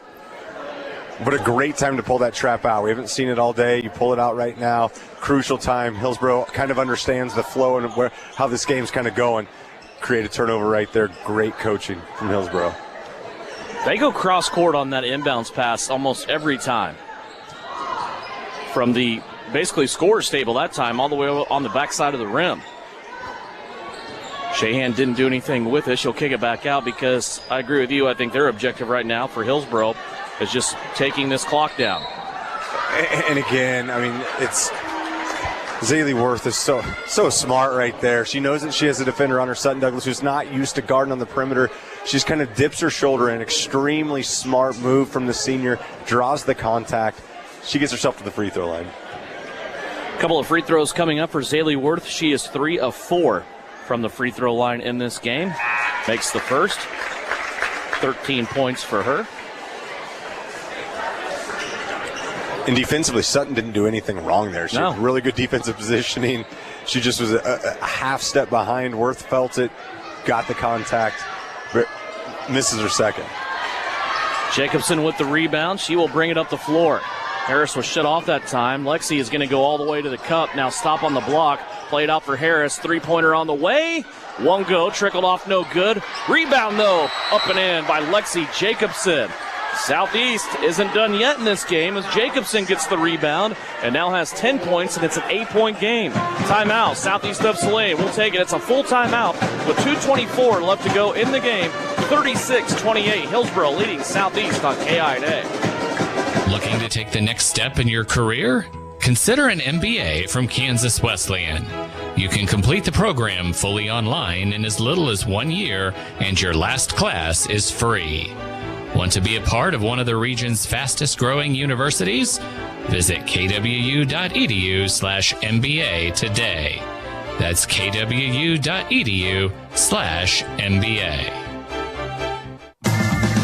Don't get caught on empty. Fill up on all your basic needs at Asaria Oil and Hardware. We want to be sure you are fueled up and ready for whatever may be around the corner, no matter what time of day. Now live at Asaria Oil and Hardware, 24/7 pumps. No matter what time of day or night, your gas and diesel tanks can rely on us. During regular business hours, you can get your favorite pizza and snacks to have enough energy to win the day. Asaria Oil and Hardware, located in Asaria at the corner of Center and Main. We'll fill you up.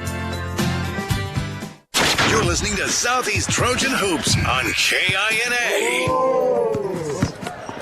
2:24 left to go in this one. Devin Haney, Tyler Smith back here at the Purple Palace. 36-28 the score. Southeast of Saline has trailed by 15 a couple of different occasions in this game, but they have this game back to within 8 with plenty of time left to go. Now full court pressure, and they will force Hillsboro into a timeout as Zaley Worth could not get that basketball in, and they'll bring a 30-second timeout to talk about it. Interesting. Yeah, and again, it looks like this Trojan team is signed up for 32. They're going to play all 32 minutes. They're going to go. There were times this team looked for dead, and you would have thought it's over. You know, we kind of talked about just how systematically this Hillsboro offense is running, but any Southeast Saline girls team is not going to go down without just fighting their tails off. And right now, I know it's still an 8-point lead, and if you're looking at the score, you're thinking, how are you going to get 8 points this quickly? I'll tell you what, everybody in the purple and white thinks they can, and that's the thing. You see Coach Steve Reedy out there talking to Abin, talking to Maddie. You see Shauna Smith really jacked up after Hillsboro had to call that timeout. I mean, just coaching her tail off. Let's see if we can get some fireworks in these last 2.5 minutes. Worth trying to inbound it again, and it's going to be a foul on Reagan Duran. That will be another foul that's over the limit for Southeast of Saline. For Reagan Duran, it's her first personal foul, and they will send Amaya Worth to the free throw line. A couple of free throws coming up here for Amaya Worth. And this might have to be the long game that you're looking at. You know, when you take them in, you talk about good ball handlers and bigs and the length that they have. You have to send them to the free throw line. It's Worth. The freshman strokes that with all the confidence in the world. But at some point, this is how you get the basketball back. You're going to have to trade some buckets, maybe get a missed free throw here and there. See if you can go a 3 for 1 or a 3 for 2. First trip at the free throw line tonight. Amaya Worth makes them both. So now she has the trifecta, a couple of threes, couple of free throws, and a two-pointer as well. There's that trapping defense now. Maddie Harris is going to dribble through it, try to leave it off to Lexi Jacobson, and it is kicked by Savannah Shahan. It will stay with Southeast of Saline. They will inbound it on their own baseline. 2:15 left to go. Those free throws put Hillsboro back up by 10. There's that three-point look, very well scouted by Hillsboro as Worth pops out, blocks it for Maddie Harris. Harris, though, gets it back. She goes to the cup and scores. Maddie Harris got the 2. She has 7. Back to an 8-point game. Full court pressure once again by Southeast of Saline. Here's a loose ball on the floor. Poked away by Harris. Picked up by Southeast. Now Harris throws it away. Tried to thread the needle to Lexi Jacobson and committed the 5th turnover for Southeast here in the second half. I like the look, though, Devin. I really like it. I mean, that's a pass that, gosh, there wasn't a lot of room. And she went for it, and it's a turnover for Southeast. But gosh darn, if that ball squirts through, all of a sudden it's a 6-point game. I like that risk-reward that Maddie Harris was going with right there. Zaylee Worth is fouled by Brielle Potachik. For Brielle, that is her second foul. Zaylee Worth back to the free throw line, where she is 4 of 6 on the night. She'll make the first.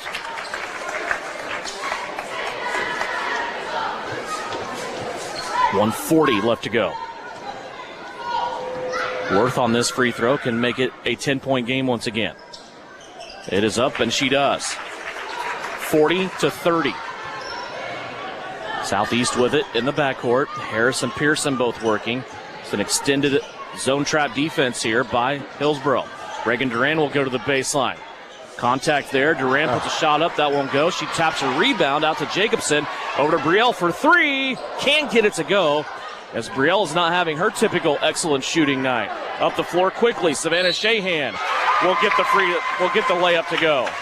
Reagan Duran was giving chase, but already way out front was Savannah Shahan, and she got the layup, and she will get a free throw to tack onto it. Yeah, and you just saw the freshman right there kind of lose track of the situation of the moment. That you have a wide open layup, just concede that layup, get the basketball back. She commits the foul. Tough play.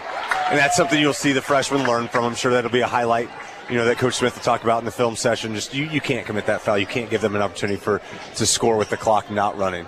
Now Reagan Duran's going to lose it on offense, and that may be the last gasp here for Southeast of Saline. 43-30, 1 minute left to go. Zaylee Worth has it now to Amaya Worth in the backcourt, and a foul called on Reagan Duran.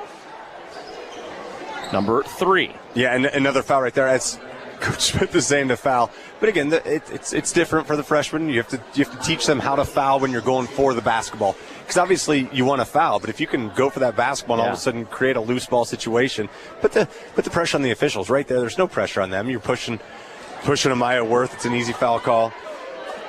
As Amaya misses the first one, and you see Coach Smith pull her aside, like say you got to go for the basketball in that situation. Second free throw after the miss on the first will go home. 3 out of 4 now from the free throw line for Amaya Worth. She has 11. There's Jacobson backing down a double team. Topchik in the corner, left-hand side. Gives it back up to Harris. Harris on a spin move will throw it out of bounds.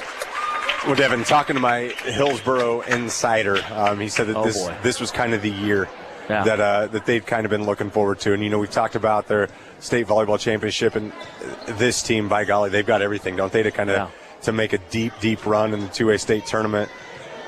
We've seen some runs from them, and if you're Southeast, shots didn't fall tonight, right? Like, you knew that you're going to have to hit some shots. You knew that you have to do some things. We had a cold shooting night from Brielle, which we normally don't see.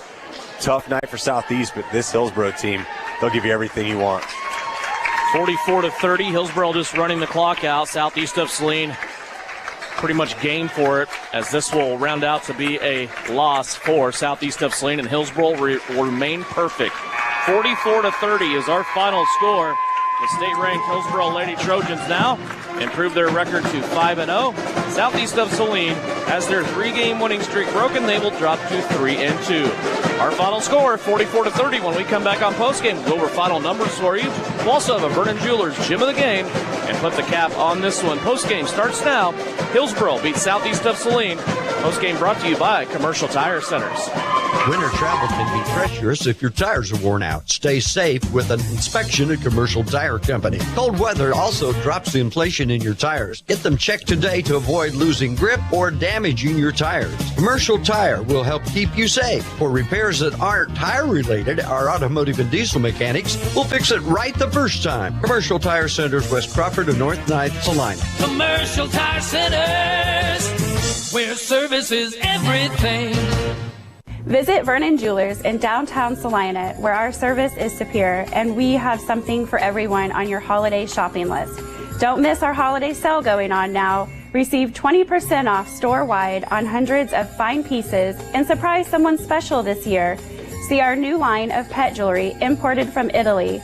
Choose one of our American Darling purses made right here in the USA. Shop Vernon Jewelers in downtown Salina. It's the little things that matter since 1884. The Trojans are experts in precision passes, and Everhart Precision Ag are your experts in grid soil sampling. Everhart Precision Ag does all the sampling and data analysis in-house, keeping it local and close to the farm. They're also your local channel seedsman, selling all seeds with an emphasis in corn and soybeans. Trust Matt Everhart and Lane Hensley at Everhart Precision Ag, serving Saline, Dickinson, McPherson, and Ottawa counties, and also supporting Southeast of Saline Trojans. For more information, visit everhartprecision.com. When does normal acute pain become abnormal chronic pain? Chronic pain can be one of two types, nociceptive and neuropathic. Each type differs based on what causes it, what it feels like, and what treatments may relieve it. Neuropathic pain can often be managed by a therapy called neurostimulation or spinal cord stimulation. If you suffer from chronic pain, ask your primary care physician for a referral to the Salina Pain Clinic. Our pain specialists will discuss the right options to manage your pain. Online at salinapainclinic.org. Insurance is something we all need in our business, home, car, and life. But do you really understand what's covered? And most importantly, what you are paying for? Hi, this is Rob Carlson in the Salina office of Smart Insurance. Change is good, especially if you haven't looked at your insurance policy lately. I can help you understand what you need and where the gaps are in your coverage. We provide free quotes and take pride in looking out for you. Smart Insurance, with locations in Salina, Abilene, and Harrington. Give us a call today. Time now for the Trojan postgame show on KINA. Stick around for the game recap, final stats, and reaction from the coach. This is Trojan basketball on KINA. Back here on postgame, brought to you by Commercial Tire Centers. 44-30, the victory for the Hillsboro Lady Trojans. Let's go over final scoring for you. Leading all scorers, Savannah Shahan with 16. Right along with her, Zaylee Worth with 15. 11 for Amaya Worth, as Hillsboro has 3 different players going to double digits. The only other Hillsboro player that scored was Ainsley Brewer with 2. For Southeast of Saline, a lone double-digit score was Lexi Jacobson with 10. 7 for Maddie Harris. 4, Abigail Pearson. 3 for Brielle Potachik, 3 for Sutton Douglas, 2 for Reagan Duran, and a free throw for Addison Rohr. Southeast of Saline from the free throw line, 7 out of 10. Hillsboro, 10 out of 13. Each team unofficially had 10 turnovers. Our Vernon Jewelers Gym of the Game tonight, Lexi Jacobson, the lone Southeast of Saline scorer, with 10 points. Tyler, this one just kind of really never got Southeast going offensively. It just everything was so tough. Everything was such a task against this Hillsboro team, which I think we agree it is one of the better teams probably in Class 2A, but this is something that Southeast of Saline may encounter as they go through the season with the lack of height, the lack of length that they have to do, and when you're not shooting the ball well from the outside, that will compound things as well. Yeah, it will. And, I think it's one of those things we talked about at the beginning of the season. The record might not look as pretty as it's looked in years past, but I think this team is going to be more tested for a postseason run than any. And if you look at a Hillsboro team and just their physicality and their length and their athleticism, it reminds you a lot of a Minneapolis team that we're seeing just roll people right now. And, you're always, as a coach, I'm sure Sean Smith's doing this, you're not happy at this loss, but you're going to look at, points in this game. Minneapolis is going to give you everything you want. Not looking past anybody else. I'm just looking at you're looking at league standings. You're looking at teams that you're going to be seeing a lot this season. This is a great test, and tonight you didn't pass the test, but this isn't the final test, right? This is just kind of a midterm. It's kind of to see where you are. Played a really good Hillsboro team, and they were worth the money. I mean, they did everything right, and immediately Shahan comes out. She's up 7-0 on her own, and just from that moment, from the jump, it was really difficult for Southeast to get back into this basketball game. It will be a quick turnaround for Southeast of Saline. They will be back here right in this gym as they will take on Sacred Heart before the holiday break. That will be the last game of 2023, so it'll be a 3-2 Southeast of Saline team against a 3-2 Sacred Heart team. That's coming up here on KINA on Monday. Time now to turn the corner and get you ready for the guys contest. 10 minutes away, we have Southeast of Saline, second game of our doubleheader. It's the boys' turn. Bryson Flax joins us when we come back here on KINA.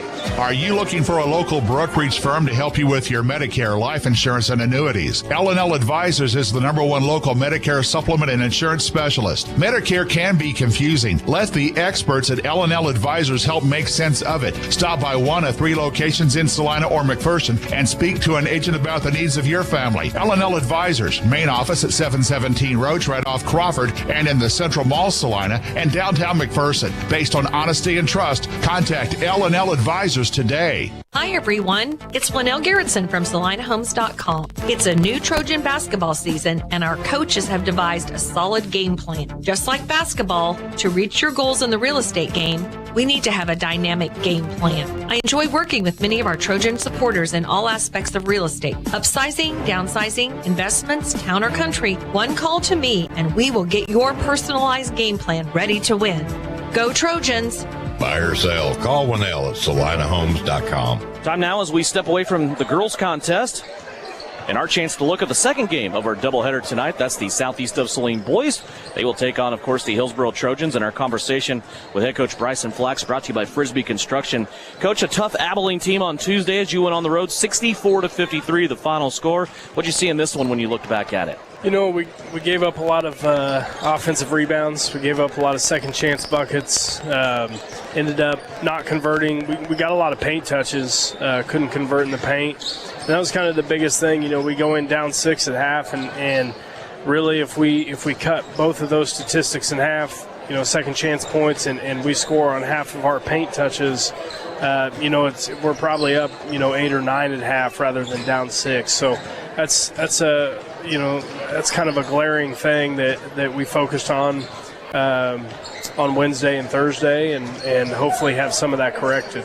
It just seemed that Abilene just kind of kept doing what they do, right? I mean, they attacked the rim well on offense. They hit a couple outside shots on you, but not like what they have been, and they just slowly kind of crept away. It was a 5-point game at the end of one, a 6-point game at halftime, like you said, a 7-point game at the end of the third quarter, and it just, those second chance points and those things, when you relax and they end up scoring or maybe go on a little 4-0 run, just too much, wasn't it? Yeah, and we struggled to keep the ball in front of us on defense. I thought that was the first time in a game that we've really struggled to do that, and so again, we focused on that Wednesday and Thursday, and Abilene's good. There's no denying that. They're going to win a lot of basketball games, but I think that as we try and grow and mature a little bit and try and figure out how to win some games, we got to tighten up on some of that stuff, and our efforts got to be there consistently for 32 minutes.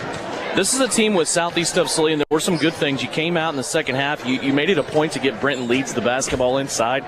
He ends up with 14 points. Had a nice little run there through the second half. Also, Gannon Jacobson was able to hit some outside shots. It seems like he's gaining more and more confidence as he gets more varsity time as well. Yeah, definitely. In Brenton's case, we were able to, because the way they were guarding Owen, we were able to get Danny downhill pretty easily.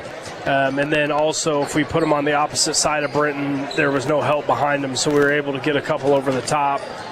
Really good looks for him to catch and go score. And then Gannon, we see it a lot. We saw flashes of it last year, especially in practice. And as he gets more comfortable, and we can't forget he's only a sophomore. When he gets a little more comfortable, and he's, I told him he's got to be assertive no matter what, because he's extremely capable. But I expect, maybe not 18 every night, but I expect him to, be one of those guys that can obviously contribute for us at a high level, and we need him to be successful. I want to ask you, Coach, about Owen Bailey. After he put 34 up at Lindsborg, there's no secret he was going to get a lot of attention in this offense. Since then, he has gotten a lot of attention from Beloit and Abilene. There's differing philosophies when people go to a box and one or a deny balls type situation against a person on your team like that. Some people will just clear it out and kind of go 4-on-4. Some people still want to get that scorer involved. How do you approach that? Have you decided what you want to do on this yet? Yeah, we need to get him involved a little more. And I thought there were some times in the Abilene game that he came off screens and had enough space to catch and shoot. And we had a conversation, because he didn't want to put him up because time and score, and Abilene can turn 6 into 10 really fast. And I told him, I've been transparent with him since I met him this summer, and I'll let him know if he's shooting too much. So as far as I'm concerned, we got to get him a little more involved, whether that's getting him to the line, putting him in some ball screen situations. I called one of my old coaching friends that's at Wichita State right now, and he gave me a pad full of information of ideas that he would have, and we're going to test some things out. We're going to continue to put some things in for him, and I just told him get used to it. You're gonna have to play through it. He's gonna have to play through it for the next 2 years. So we'll get it figured out. We haven't talked a whole lot about your JV team and the young guys coming up and getting that junior varsity. They're having some flashes. They scored some points tonight, didn't they? Yeah, they did. When they're defending well, they're scrappy, and a couple of them can shoot the basketball. Their biggest thing is they're so, just probably physically they're not there. They're just not quite there yet. But those things change in a matter of months, so. But no, I really like the progress that they're making. They're doing a really nice job. It's kind of contagious, when our practices at the highest level are bad, the JV practices are bad as well. And so, those things have to get more consistent, and I think they will. This Hillsboro team, a lot like you guys, they've had kind of a tough schedule too. They've played a couple of state-ranked teams. They come in 1-3. This is two teams really needing a win. What do you want to see from your guys tonight? Yeah, just go compete. Just all the little things that keep hindering us. Just make sure we're getting better every day and go compete tonight, because you're right. They're a scrappy bunch, and they'll get after you, and we're both hungry. So we got to go fight them. Good luck. We'll talk to you after the game. Thanks, Devin. Bryson Flax, he's the head coach of the Southeast of Saline Trojans. Their game coming up in just a bit here on KINA. Are you looking for a local brokerage firm to help you with your Medicare, life insurance, and annuities? L&L Advisors is the #1 local Medicare supplement and insurance specialist. Medicare can be confusing. Let the experts at L&L Advisors help make sense of it. Stop by one of 3 locations in Salina or McPherson and speak to an agent about the needs of your family. L&L Advisors, main office at 717 Roach, right off Crawford, and in the Central Mall, Salina, and downtown McPherson. Based on honesty and trust, contact L&L Advisors today. You're telling me your driver turned you on remotely? It feels so good.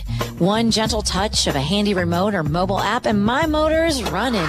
And don't fret, my little pickup pal. New Image Audio installs these inside trucks too. Oh, yeah. You'll want it when the winter chill hits. A remote start from New Image Audio for cars, trucks, even diesels. All systems remote and cell phone capable. Nationwide coverage. Get yours at New Image Audio on South Broadway in Salina. You're listening to Southeast of Saline Hoops on KINA. Welcome back here to Southeast of Saline High School. Devin Haney, Tyler Smith, countdown to tip-off, brought to you by L&L Advisors. Time now for game number 2 of our doubleheader. Hillsboro got the girls' game, now the boys' matchup, and it is a Hillsboro boys team. Comes into the gym 1-3. They have had a tough schedule, kind of like Southeast of Saline thus far. They played Sterling, first game of the year, currently ranked 7th in Class 2A. They lost that game by just 5 points. Then they played Mound Ridge, who is currently ranked 2nd in the state. Lost that game by 11. They came back. They beat Lions 60-45. and then lost to Inman in their most recent game 1 week ago by 5 points. So I say that to say this. The schedule loaded just like the Southeast of Saline boys' schedule is so far, Tyler. But these games that Hillsboro's lost so far, they're close games. They have been in it pretty much every game so far. Yeah, it's like a carbon copy of Southeast, right? Like we talk about Southeast schedule, and we have to talk about how tough the girls is. The boys is even more difficult if you just look at preseason rankings and all that. But what we continue to see from this Bryson Flax coach team is they're in games, and they continue to stay in there. They continue to fight, like games that they shouldn't be in. All of a sudden you see the final score, and you're like, all right, they scrapped their way through. They're still gelling a lot. I love what Coach said. Like, there's two extremely hungry teams tonight. Two teams that are normally 3-1, 4-0 entering this game in that state ranking, talk. Both kind of just hungry to keep it going.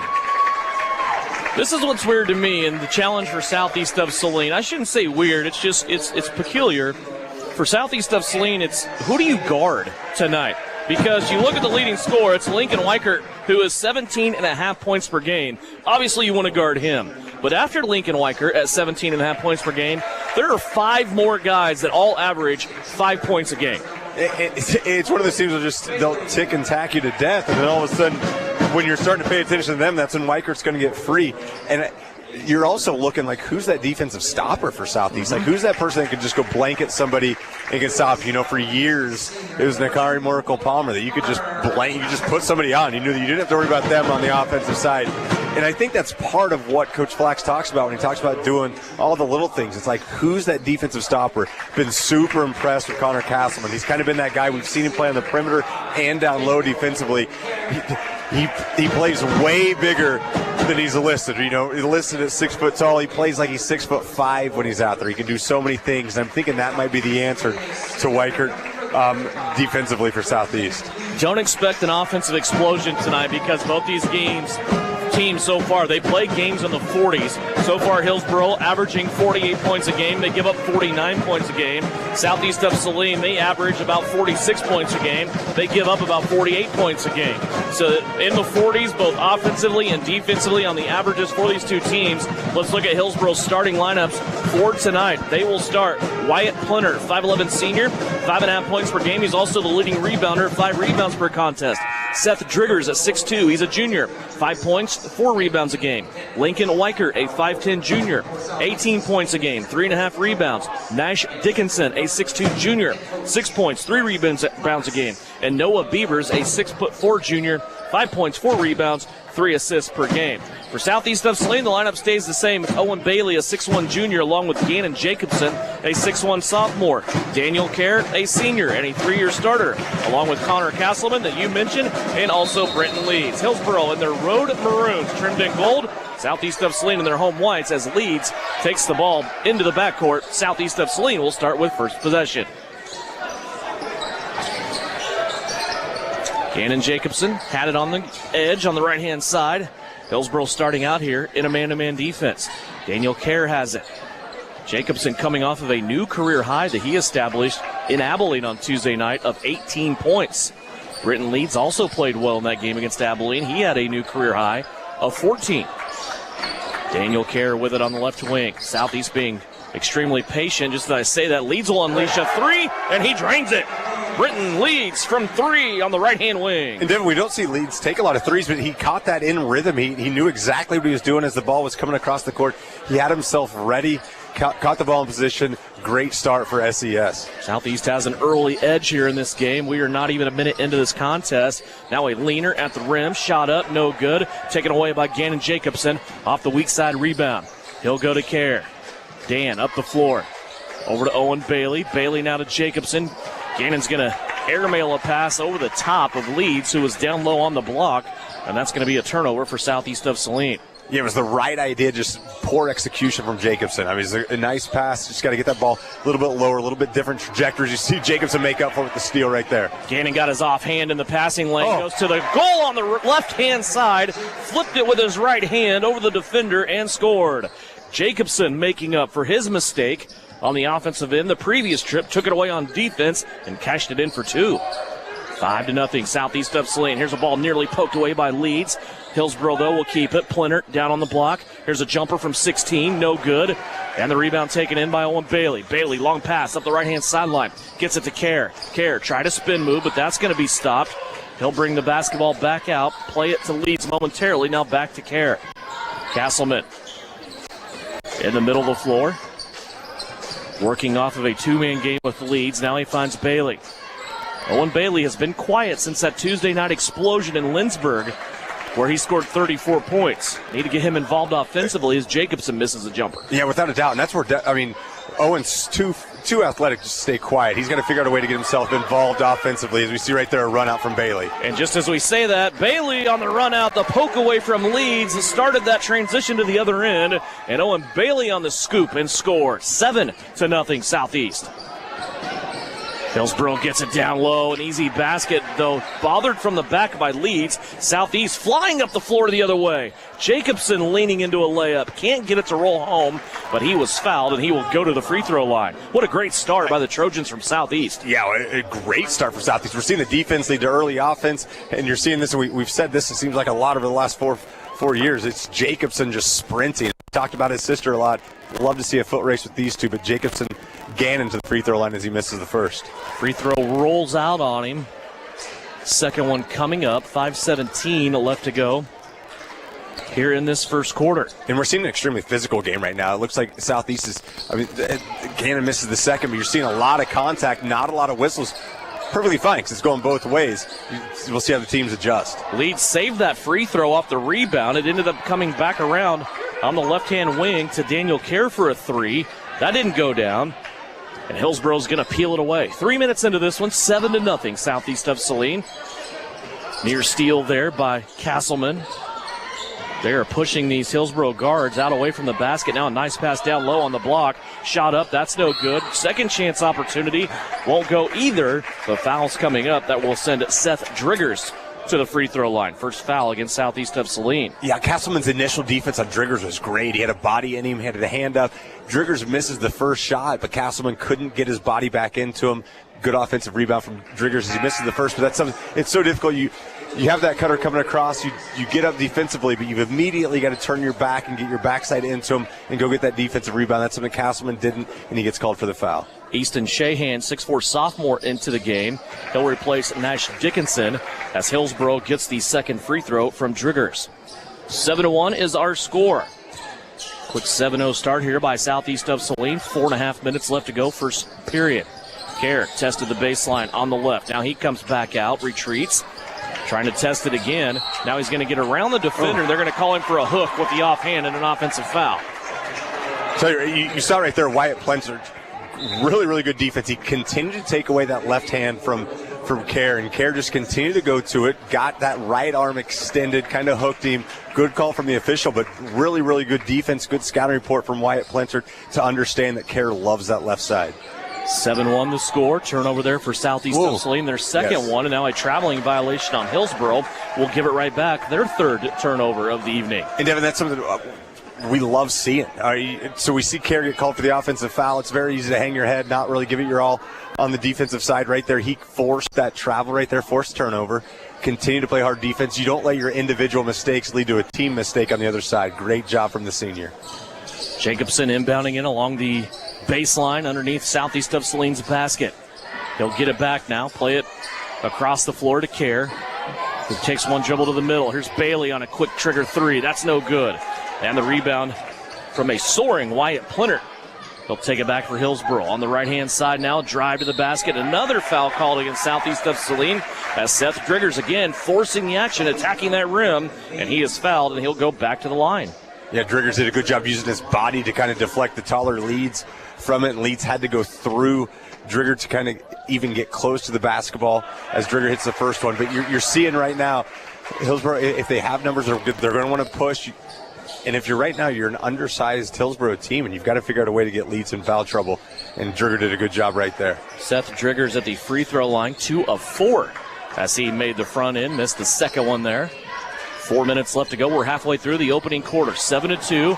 Southeast of Saline nearly threw it away. Castleman was going to Kerr, and Kerr had already turned the page and went somewhere else, but he ran it down, saved it from going out of bounds.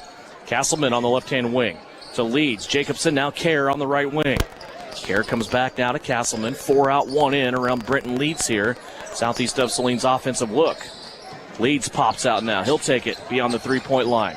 Off to Bailey. Bailey had his dribble poked away, but Leeds will pick it up for Southeast. Kirby Davis pops up off the bench for the Trojans here. He'll check in next break. Long possessions for Southeast so far in this game.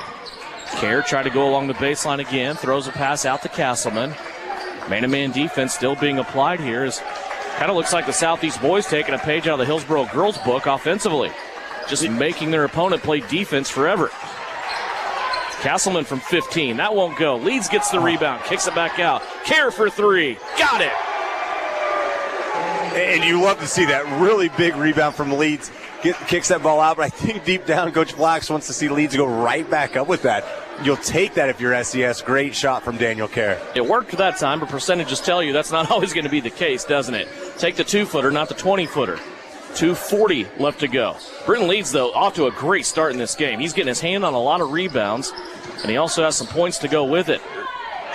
Wow, that's a great finish from Weichert right there. He had Leeds, and I thought Leeds did a great job just absorbing the contact and not creating the contact. Definitely went straight up, still gave a little bit of body. Everything was clean, but a strong finish from Weichert. Bailey with it.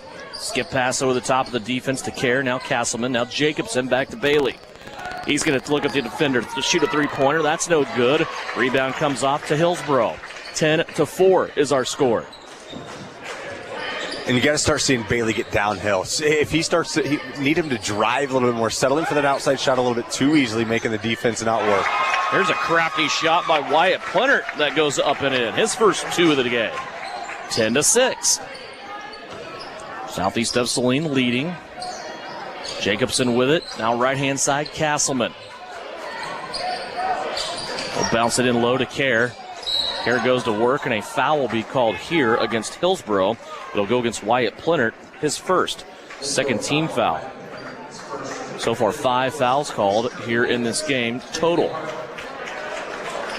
Logan France checks into the contest. Also, Nash Dickinson comes back into the game. Easton Shahan still out there. Also, Noah Beavers for Hillsboro. Bailey, Kirby Davis, Grady Gebhardt into the game. Daniel Kerr, Gannon Jacobson for Southeast of Saline.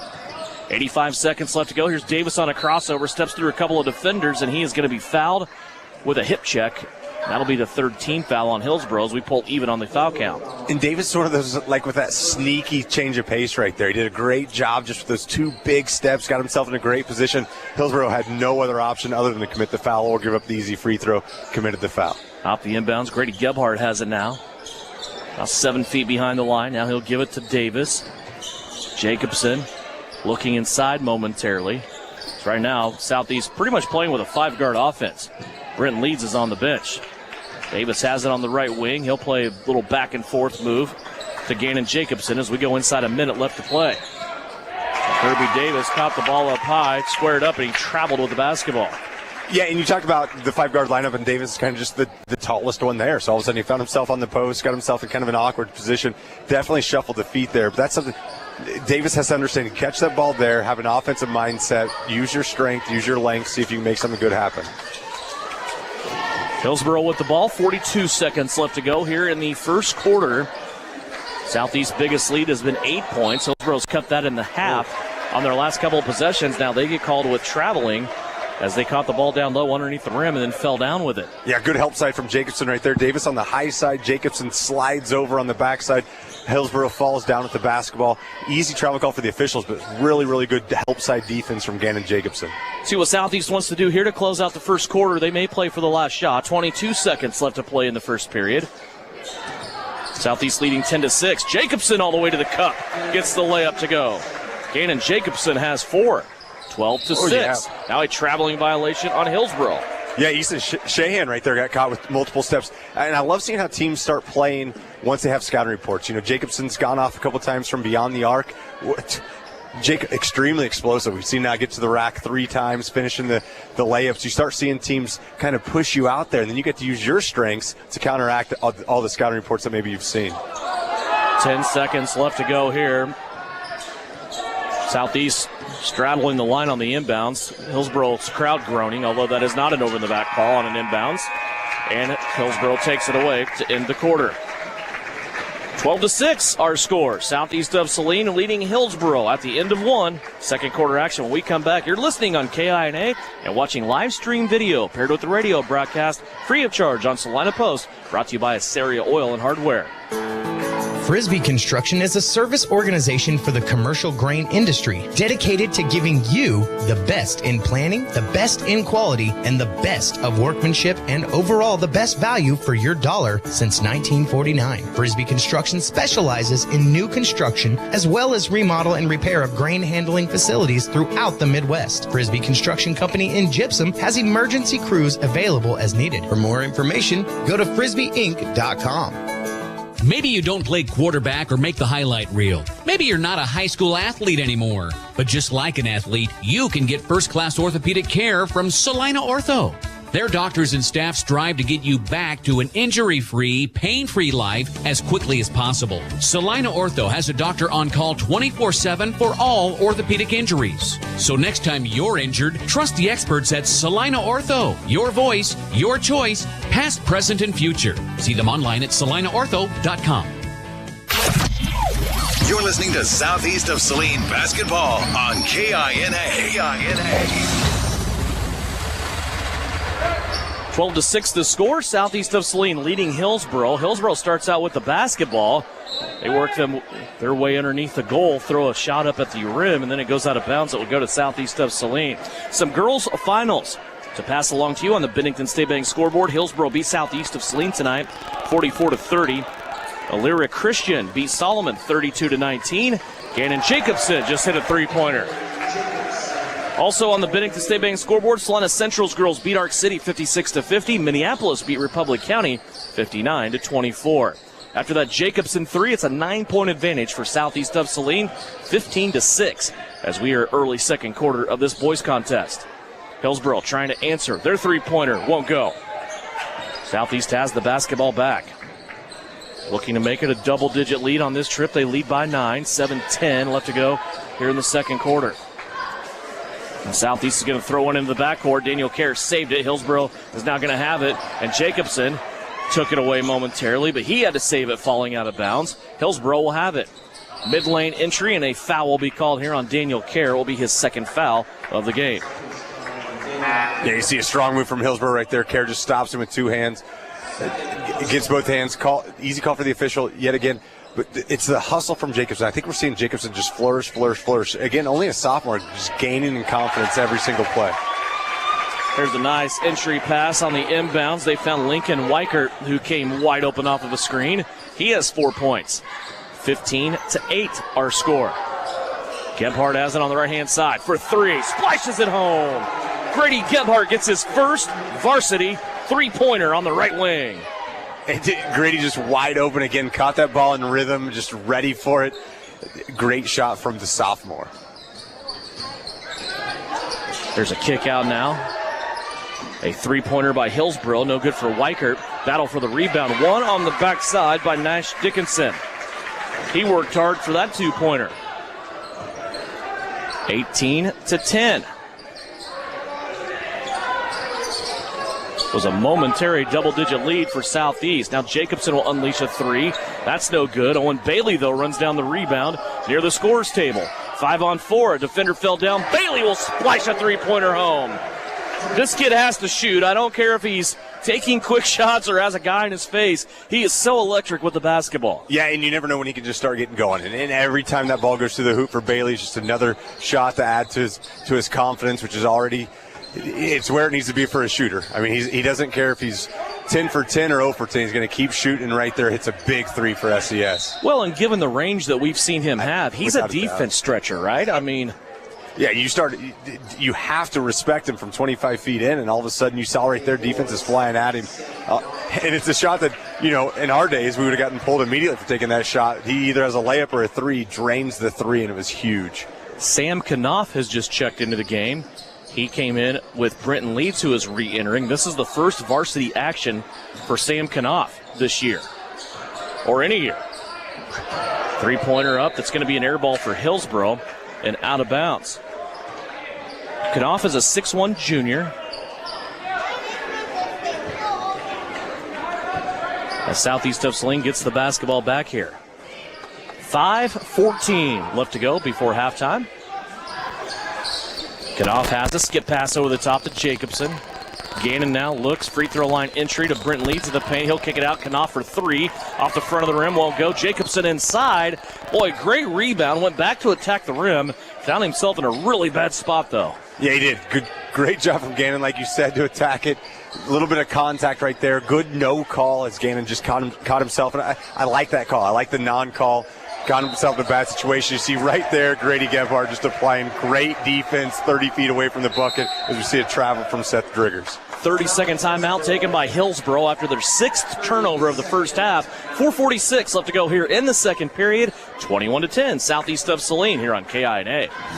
Mary Maids in Salina offers house cleaning services you can see and feel. Your home is more than just a house. It's where memories are made and moments are cherished. Though life can be complicated, house cleaning shouldn't be. Mary Maids strives to take the stress out of your day so you can live your life your way. With more than 40 years experience and an advanced time-tested cleaning process, they can help you reclaim time with your loved ones.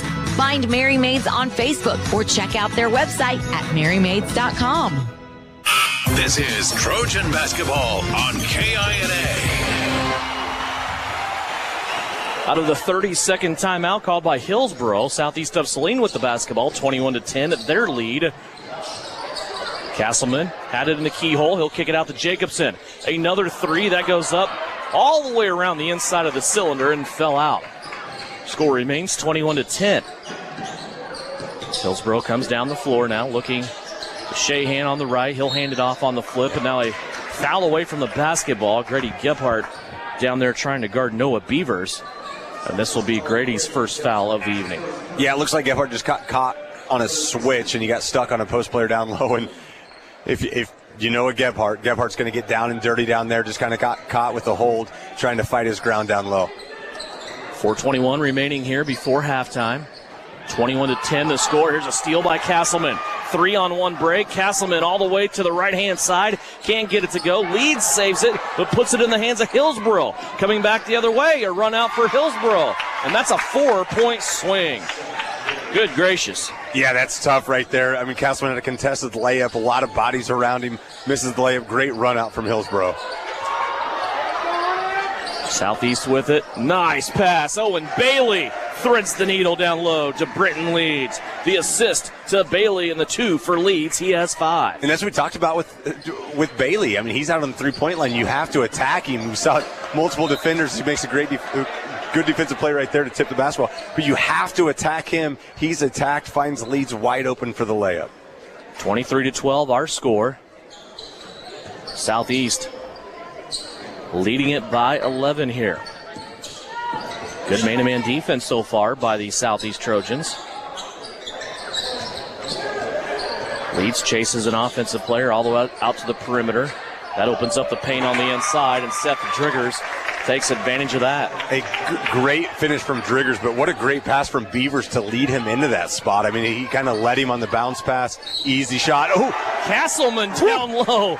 Took the foul, put the ball in his left hand, and finished off the window. He'll get the basket and have a chance at a three-point play. What a move by Connor Castleman. Yeah, we see the lefty right there. We saw him miss a contested layup on the right side earlier, and right there just got hammered in finishes. That's the strength that Castleman has. He's listed at 6 foot. I don't know if he's 6 foot. I'm not measuring these guys, but gosh darn, what a great finish from Castleman. Castleman also gets the free throw. You said that in the pregame. He plays a lot bigger than he is. He went right at Noah Beavers, listed at 6'4" that time. Got the and one. The 2 plus the free throw. Up to a 12-point Southeast lead now. 26-14, and the runner here by Hillsboro. Plenner on another one. His second basket of the day. Up the floor, Sam Knopf has it on the right wing. He'll come back to Kerr in the middle. Kerr standing on the logo, finds Owen Bailey. Bailey will go back to Knopf. Knopf one dribble, and he passes it low to Owen Bailey. It goes through Bailey's legs, out of bounds. First turnover of the period for Southeast of Saline, their 5th of the first half. Well, after we talked about the defensive prowess that both these teams have and how offensively they're only scoring in the 40s, first quarter kind of looked like it was going to be that way, and then all of a sudden both teams have exploded early on in this second quarter. Here's a steal by Southeast. Hillsboro looking for a backdoor cut that time, and it was closed up on by the Southeast defender. Skip pass over the top. Castleman shoots a three over the rim, and the ball goes out of bounds off of a Hillsboro player to the baseline. Southeast of Saline will have it there. They'll have a chance to run some baseline offense. Yeah, we talk about some kinds, those errant shots, if they're that errant, almost benefit the offense. Because defense, you're expecting the ball to hit the rim. You're in position that way. Ball missed everything, and Southeast Saline with the rebound. Bailey missed the first surge as he drove to the rim. Castleman tried to clean it up. He left that one long over the top, wasn't able to use the backboard, and now Hillsboro has it. 2 minutes left to play, second quarter. 10 points, Southeast of Saline lead, 26-16. Up top with the basketball, Lincoln Weichert. He's a leading scorer on this Hillsboro team. He's been a little slick, though, coming out of the blocks with just 4 points. He averages over 17 a game.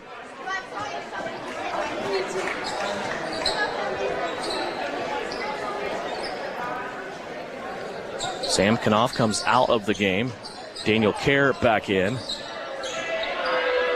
Hillsboro inbounds it from their own goal. They'll play it out on the right baseline to Plinert. Now swing it around. Ends up in the opposite corner. Inside, Plinert again will score. Boy, he just gets that one bounce and goes to the rim. He's able to stretch himself out. That is 6 now for Wyatt Plinert. Yeah, it definitely looks awkward coming out of his hands. There's not a lot of arch on the shot, but that's twice, really quick succession that we've seen him attack the basket and finish strong. Castleman for 3. That's off the front of the rim, no good. Hillsboro now with the basketball, riding the crest of a little 4-0 run here. 1:18 left to go in the second quarter. 26-18 our score. Hillsboro with the basketballs. They trail. Plinert, top of the key. Now to Weichert. Back down low to Dickinson. There's Plinert again down low. Boy, Southeast just keeps losing. Wyatt Plinert, he has scored 6 in a row and made this a 6-point game. 30-second timeout. Southeast of Saline will step away. 57 seconds left to go here in the second on KINA. Insurance is something we all need in our business, home, car, and life. But do you really understand what's covered? And most importantly, what you are paying for? Hi, this is Rob Carlson in the Salina office of Smart Insurance. Change is good, especially if you haven't looked at your insurance policy lately. I can help you understand what you need and where the gaps are in your coverage. We provide free quotes and take pride in looking out for you. Smart Insurance, with locations in Salina, Abilene, and Harrington. Give us a call today. You're listening to Southeast of Saline Hoops on KINA. Under a minute left to play. Hillsboro once down by 12. They have fought their way back now, putting a little 6-0 run together here with Wyatt Plinert. Mostly down low. All their shots made have been close to the rim. Southeast has the basketball, still leading 26-20 as we work our way towards the end of the first half. Grady Gebhardt with it. Now to Kerr. Kerr will go back to Jacobson. Jacobson. Defender in his face to get it to Bailey. Bailey now on a drive will skip it out to Kerr for 3, and he got it.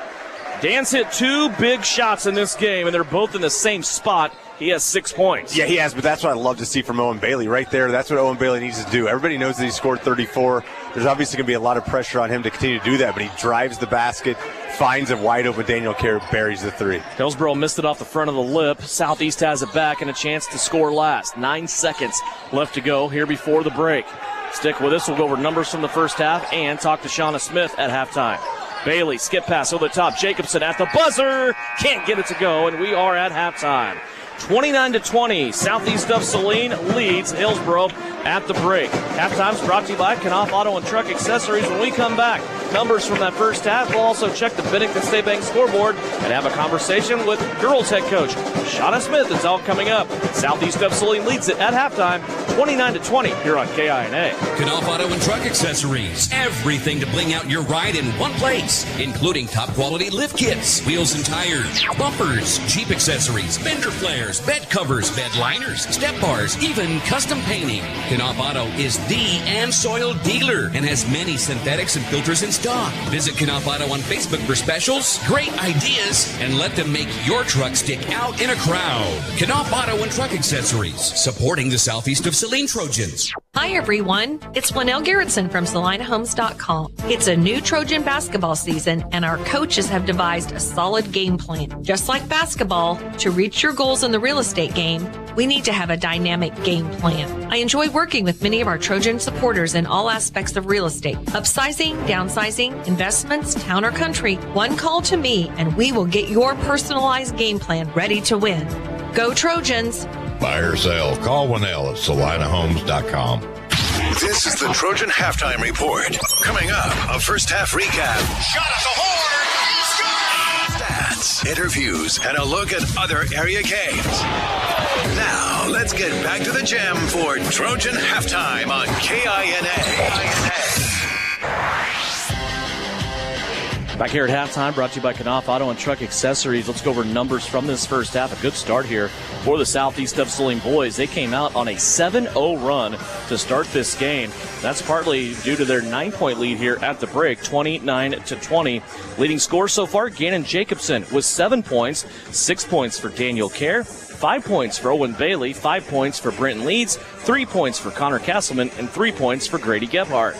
Hillsboro's Trojans so far, Wyatt Plinter with 8 points, 6 points for Seth Driggers, 4 points for Lincoln Weicker, and 2 points for Nash Dickinson. Southeast of Saline has shot 1 of 3 from the free throw line. Not a lot of free throws in this game. Hillsboro just 2 of 4 and 5 turnovers so far for Southeast of Saline. Hillsboro has 7 turnovers. I think the biggest key in this half so far, Tyler, for these guys is Owen Bailey is not being passive. He's getting involved. He's not only scoring a couple of points, but he's also creating for others. Yeah, he's staying extremely offensive, and that's one thing we kind of talked about off air was how offensively he's been scoring points. But tonight we're kind of seeing an added layer to his game, getting others involved, and that's why you see a 29-20 lead right now for Southeast of Saline. Take a step away now from the boys contest. They lead at 29-20 here at the half, and we will talk to Shauna Smith, head coach of the Southeast of Saline Lady Trojans. Hillsboro tonight, the state-ranked Hillsboro Trojans win 44-30 in this game. They've moved to 5-0 now on the season, currently ranked 4th in Class 2A. And, Coach, this was a game that it just kind of seemed weird from where we're sitting, just with flow and how the game went. It kind of seemed like it was moving in slow motion. How much did tempo have to do with this game and what you were trying to do in order to score against them, first of all? Yeah, we just kind of looked like we were just slow-mo for the first half. We didn't, the 50-50 balls we didn't get to whatsoever. Yeah. First half, definitely we had just a real short stint in the third quarter that we got to those, but for not very much of the game did we ever get to those balls. Yeah, and you mentioned it too, 50-50 balls, part of that's rebounding. This team gets off the bus, they look a little bit like a junior college team with all that length and all that height. One thing you have to do is box out, and there was a lot of second chance point opportunities for Hillsboro. When they weren't making the shots, they were getting their own rebounds on more cases than not, and that's tough, isn't it? Yeah, and that's, the whole first half, they had some easy putbacks, and we weren't even making attempts to put our bodies on them. Once you were able to get the pace kind of quickened a little bit in that second half, you were able to make some things happen, generate some steals, get out, get some transition buckets. But they would come back, it just seemed like only 5 points scored in that third quarter. You guys had a really good third quarter, just unable to score yourselves at times. A couple of layups missed in there. Yeah, that's what we kind of said is we were working so hard defensively, and we come back down offensively. You couldn't put it together then. They kept feeling like I turned on the girls at one point. I said, I feel like we're behind by 25. And I looked up and I said, we're only down by 10. Yeah. This game's doable. I think it's 11 at the fourth quarter. How much of a mental game is it that they play? And I don't think people watching realize how tough it is to play defense sometimes for 90 seconds, 2 minutes at a time. Man, that is tough, and that's really what they made you do tonight. They made you stay on the defensive end of the floor. Eventually there's going to be a breakdown, and they really were able to take advantage of it. Yeah, they kind of run that dribble drive, and they just kind of, and like I said, they're just so much bigger, so every time we step in and help on somebody else, they're bigger than us and just kind of put it over the top and gave us the next open person. Not a bad night, though, really, numbers-wise, when you look. You kept your turnovers down. Free throws, 70% from the free throw line. Lexi Jacobson worked hard on the inside. She led you with 10 points. Still good minutes for Sutton Douglas tonight. I saw her in there battling, and sometimes when you have a girl like Sutton who's on the inside doing everything she can, there's just stuff going on over her head with all that height that she is unable to really take a part of. I thought the other thing that really hurt you tonight was just your shooting from the outside. There were a couple open looks. Normally you knock those down. Boy, the shots just weren't falling in tonight either, were they? No, it'll be interesting. I bet we shot in the teens for the game, and I'd just be curious how many shots we actually got up. I don't know how many we actually probably got up. Get in their length. I mean, obviously that hurts you too. I mean, you just don't get as many looks. And, they had 3 kids that were 5'10" or bigger on the court for the most part. That's worth a lot. Such is the life of Southeast of Saline when you don't have the height, right? We talk about it all the time. You're going to have a team come in here that you match up a lot better with on Monday. What's your weekend going to look like now for this kind of a strange scheduling Monday that we always have with Sacred Heart now before break instead of playing after them? We'll be back here for Sacred Heart on Monday. What's your weekend look like? We'll kind of go through our scouting stuff here Saturday and Sunday, and then we have practice on Sunday, and come out and we'll walk through and prepare for what we're going to see against Sacred Heart. I'm sure they're I haven't looked at one bit of film because we need to take care of this game first. They didn't play tonight, so hopefully this isn't a factor, but we'll have a day, 2 days to kind of recuperate a little bit and come back here. And sometimes you kind of need, you wouldn't want to go into break after this loss. I'm kind of glad we kind of had that kind of to hopefully get ourselves going back again. That's what I was going to ask you next. It seems like this game with Sacred Heart coming up on Monday, it is a big one just because it is Sacred Heart. It's also a league game. You have to protect your home floor. But also, we talk about it a lot. That holiday break seems to get a little bit longer when you don't have a win going into it. So it's a big game just from that standpoint as well, isn't it? Right. It just makes this practice also. You have those 9-10 days off, and you're kind of wanting to get back at it a little quicker when you have that loss. And sometimes last year was a lot easier going into break and, not having that and not feeling like you had to be back in the gym and improving on things right away. Should be a good one on Monday. Both teams 3-2 back here in the gymnasium at Southeast of Saline. Coach, have a great weekend. We'll see you on Monday. All right, thank you. Shauna Smith, head coach of the Southeast of Saline girls. Hillsboro tonight taking one from Southeast of Saline, 44-30. Hillsboro moves to 5-0. Southeast of Saline now at 3-2. They are getting ready for their matchup with the Lady Knights of Sacred Heart coming up on Monday. 29-20, our score here at halftime. We'll take a 2-minute timeout. When we come back, third quarter action. Southeast of Saline leads Hillsboro on the guys' game here on KINA. Knopf Auto and Truck Accessories. Everything to bling out your ride in one place, including top quality lift kits, wheels and tires, bumpers, Jeep accessories, fender flares, bed covers, bed liners, step bars, even custom painting. Knopf Auto is the and soil dealer and has many synthetics and filters in stock. Visit Knopf Auto on Facebook for specials, great ideas, and let them make your truck stick out in a crowd. Knopf Auto and Truck Accessories, supporting the Southeast of Saline Trojans. Suburban Appliance Center is your official dealer for Traeger grills. Check out this 6-in-1 versatile unit that grills, bakes, smokes, roasts, braised, and barbecues. Suburban is your exclusive dealer for the Traeger Timberline series, and they have your Traeger spices too. Suburban Appliance Center, they are locally owned and they offer appliance brands like Amana, KitchenAid, Whirlpool, and of course Maytag. Suburban also offers exceptional service. Suburban Appliance Center, 1900 South 9th. Sage is your go-to source for industrial strength cleaning products, ice melt, floor equipment, paper, asphalt, and just about everything in between. Whether you're a maintenance supervisor, a small business, or just wanting your home to look amazing, stop by 732 North 9th Street in Salina, where we will be happy to assist you. You can also visit us at sageselects.com or call us at 309-1919. Sage Products, the right call every time. You're telling me your driver turns you on remotely? It feels so good. One gentle touch of a handy remote or mobile app and my motor's running. And don't fret, my little pickup pal. New Image Audio installs these inside trucks too. Oh, yeah. You'll want it when the winter chill hits. A remote start from New Image Audio for cars, trucks, even diesels. All systems remote and cell phone capable. Nationwide coverage. Get yours at New Image Audio on South Broadway. In Salina. You're listening to Southeast Trojan Hoops on KINA. Just about ready for third quarter action. Some scores, more girls finals pouring in to update you on.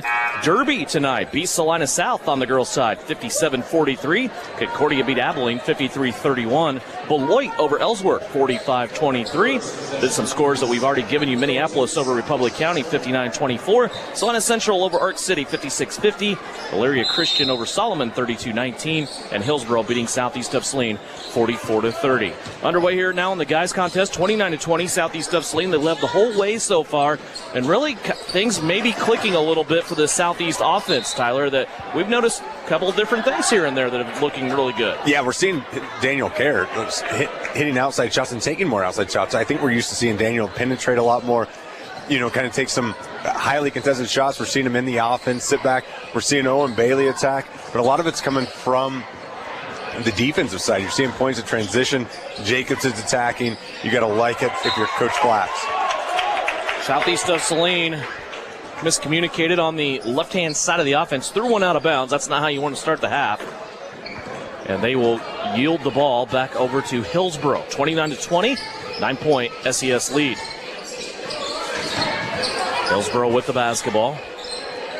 Working it around here. We mentioned in the pregame, both these teams, when you look at averages, not only offensively, but also in the amount of points they give up, they play in the 40s. It's been the trend so far through the first 4 games of the season for both these teams. And here's a foul on Connor Castleman as Hillsboro got it down low to Seth Driggers, and Castleman bumped him from behind. And Evan, this goes back to what Southeast is doing defensively, kind of like what you alluded to pregame. Like, who do you guard right there as we see Weicker break free on an inbounds play? That's your leading scorer right there. And right now, Southeast has only held him to, he's only got 6, but it's everybody else is kind of just chipping away and keeping Hillsboro in this game. Second time Lincoln Weichert has sprung free like that and got a wide open layup on an inbounds play that Hillsboro has ran underneath their basket. Now Jacobson has a 3-pointer tipped and blocked, and Hillsboro picks it up. Now they have possession. 29-22. Looking to go inside. Noah Beavers posting up, and he's going to turn and score on the left-hand side of the basket. Hillsboro gets their first bucket of the night from Noah Beavers. Back to a 5-point game. Here's Owen Bailey. Left-handed elbow jump shot from 15. That won't go. And a rebound taken in by Wyatt Plinter up the right-hand sideline. Hillsboro attacking now. Trying to extend this 4-0 run, and a foul by Brenton Leeds as he reached over the top and knocked an incoming pass out of there. That is his second. Yeah, I've been impressed all season long with Leeds, and especially tonight just with his body control, when to go for a ball, when not to go for a ball right there. Beavers had great position. Leeds just tried to came through and got him with the body. Plinter will inbounds. Here's a 3-pointer for Hillsboro. That's no good. Rebound taken in by Gannon Jacobson on the backside. Long pass up the left-hand sideline to Kerr. Kerr will keep it now, skip it through the defense to Castleman. Over to Owen Bailey. Nice little ball shot fake. Drives to the basket and scores. Owen Bailey just had the whole Hillsboro team jumping at that ball fake on the outside. It looked awkward, but his left foot stayed on the court of play. It was not a traveling violation, and Owen Bailey has a chance at a 3-point play on the inside. Well, and it's one thing if you listen to fans, they all wanted to travel, but you immediately look at the coaching staff from Hillsboro. Not one of them batted an eyelid. They understood it was a great ball fake as Bailey converts on the end one opportunity. Just a great play from Bailey to get everybody flying in and hits a really tough contested layup. That's going to stop the Hillsboro run there. Big 3 points from Owen Bailey. I like the game he's playing tonight. He is not just a chess piece out there, so to speak. There's Noah Beavers now, a little baby hook inside the paint. And we've seen Beavers just in this half already finish on the left side and the right side, and that's going to make him really tough to guard if you're Brenton Leeds. Which side do you take away? Because right now Beavers is finishing and gaining a lot of confidence with both hands. Kerr gets a screen from Leeds. Dan will come off, shoot the 15-footer off the window, and good. It all counts the same. Daniel Kerr scores his 7th and 8th points. Back to an 8-point Southeast of Saline lead. And you'll take it, a 15-footer, wide open shot. Any way it goes in, it counts the same, just like you said. Couple of Southeast hands on that basketball. It goes out of bounds. Omar Calzada checks into the game for the first time. Also returning to the contest will be Grady Gebhardt. Grady hit a 3 in the first half. Leeds and Castleman will take a break.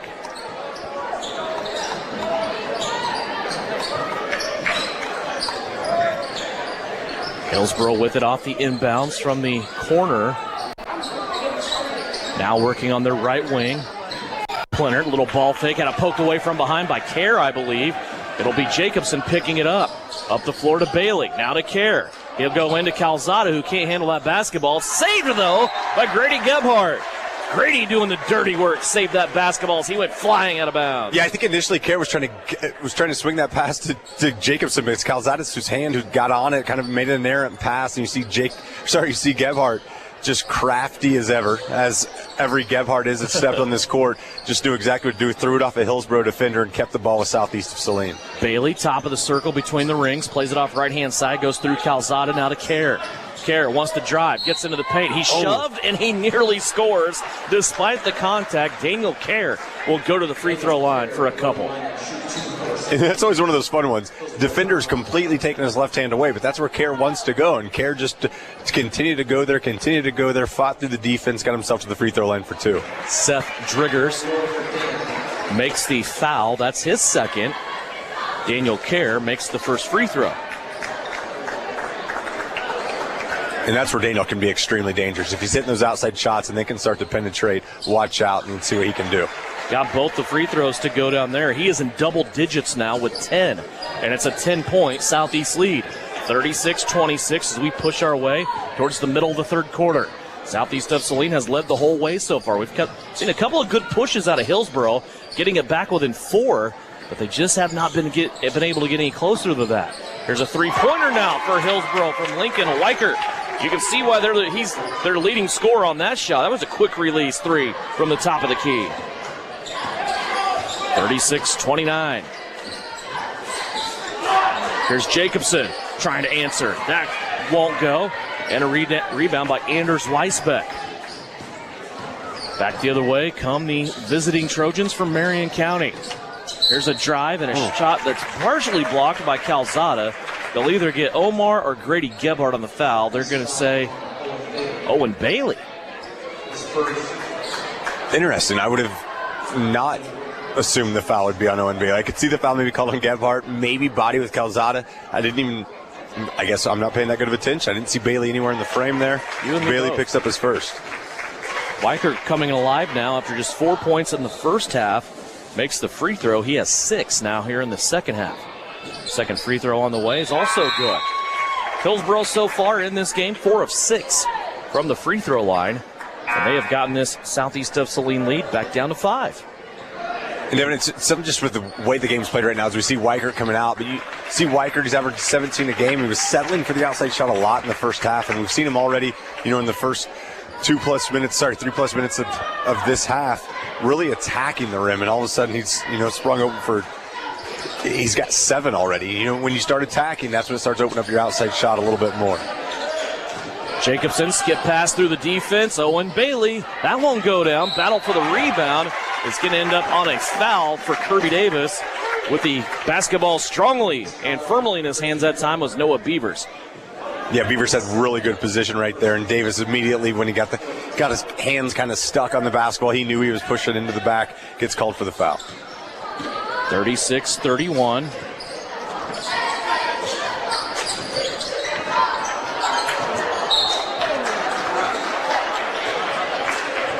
Either it's wrong on the board or they gave that last foul to Grady Gebhardt. I'm not sure what the case may be. Which I think makes a lot more sense than Owen Bailey. I thought when I saw the fingers come up from the official, I definitely saw the 1. I don't know if I saw the 2, but that makes more sense, the second on Gebhardt.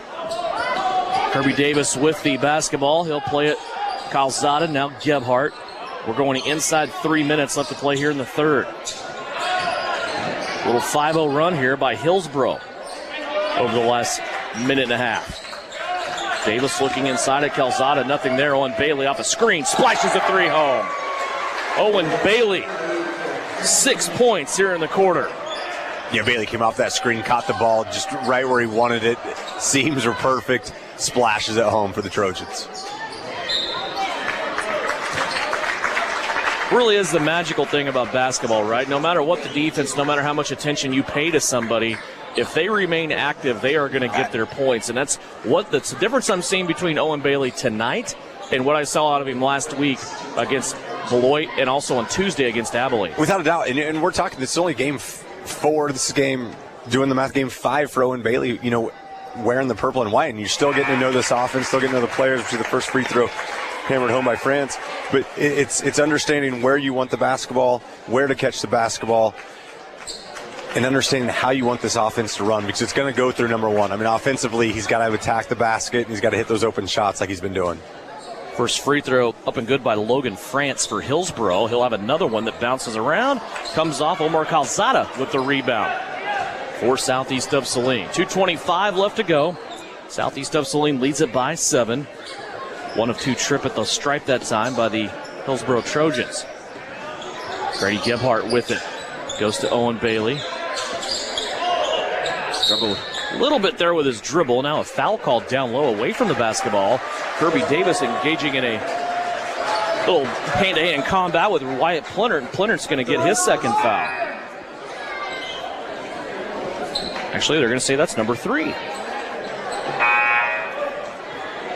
Yeah, Davis is an awkward matchup for defense to handle. He's got the length to play down low. He plays a lot on the perimeter for this SES team, but you get him down low, he can cause some problems, and right there he draws the foul on Plennert.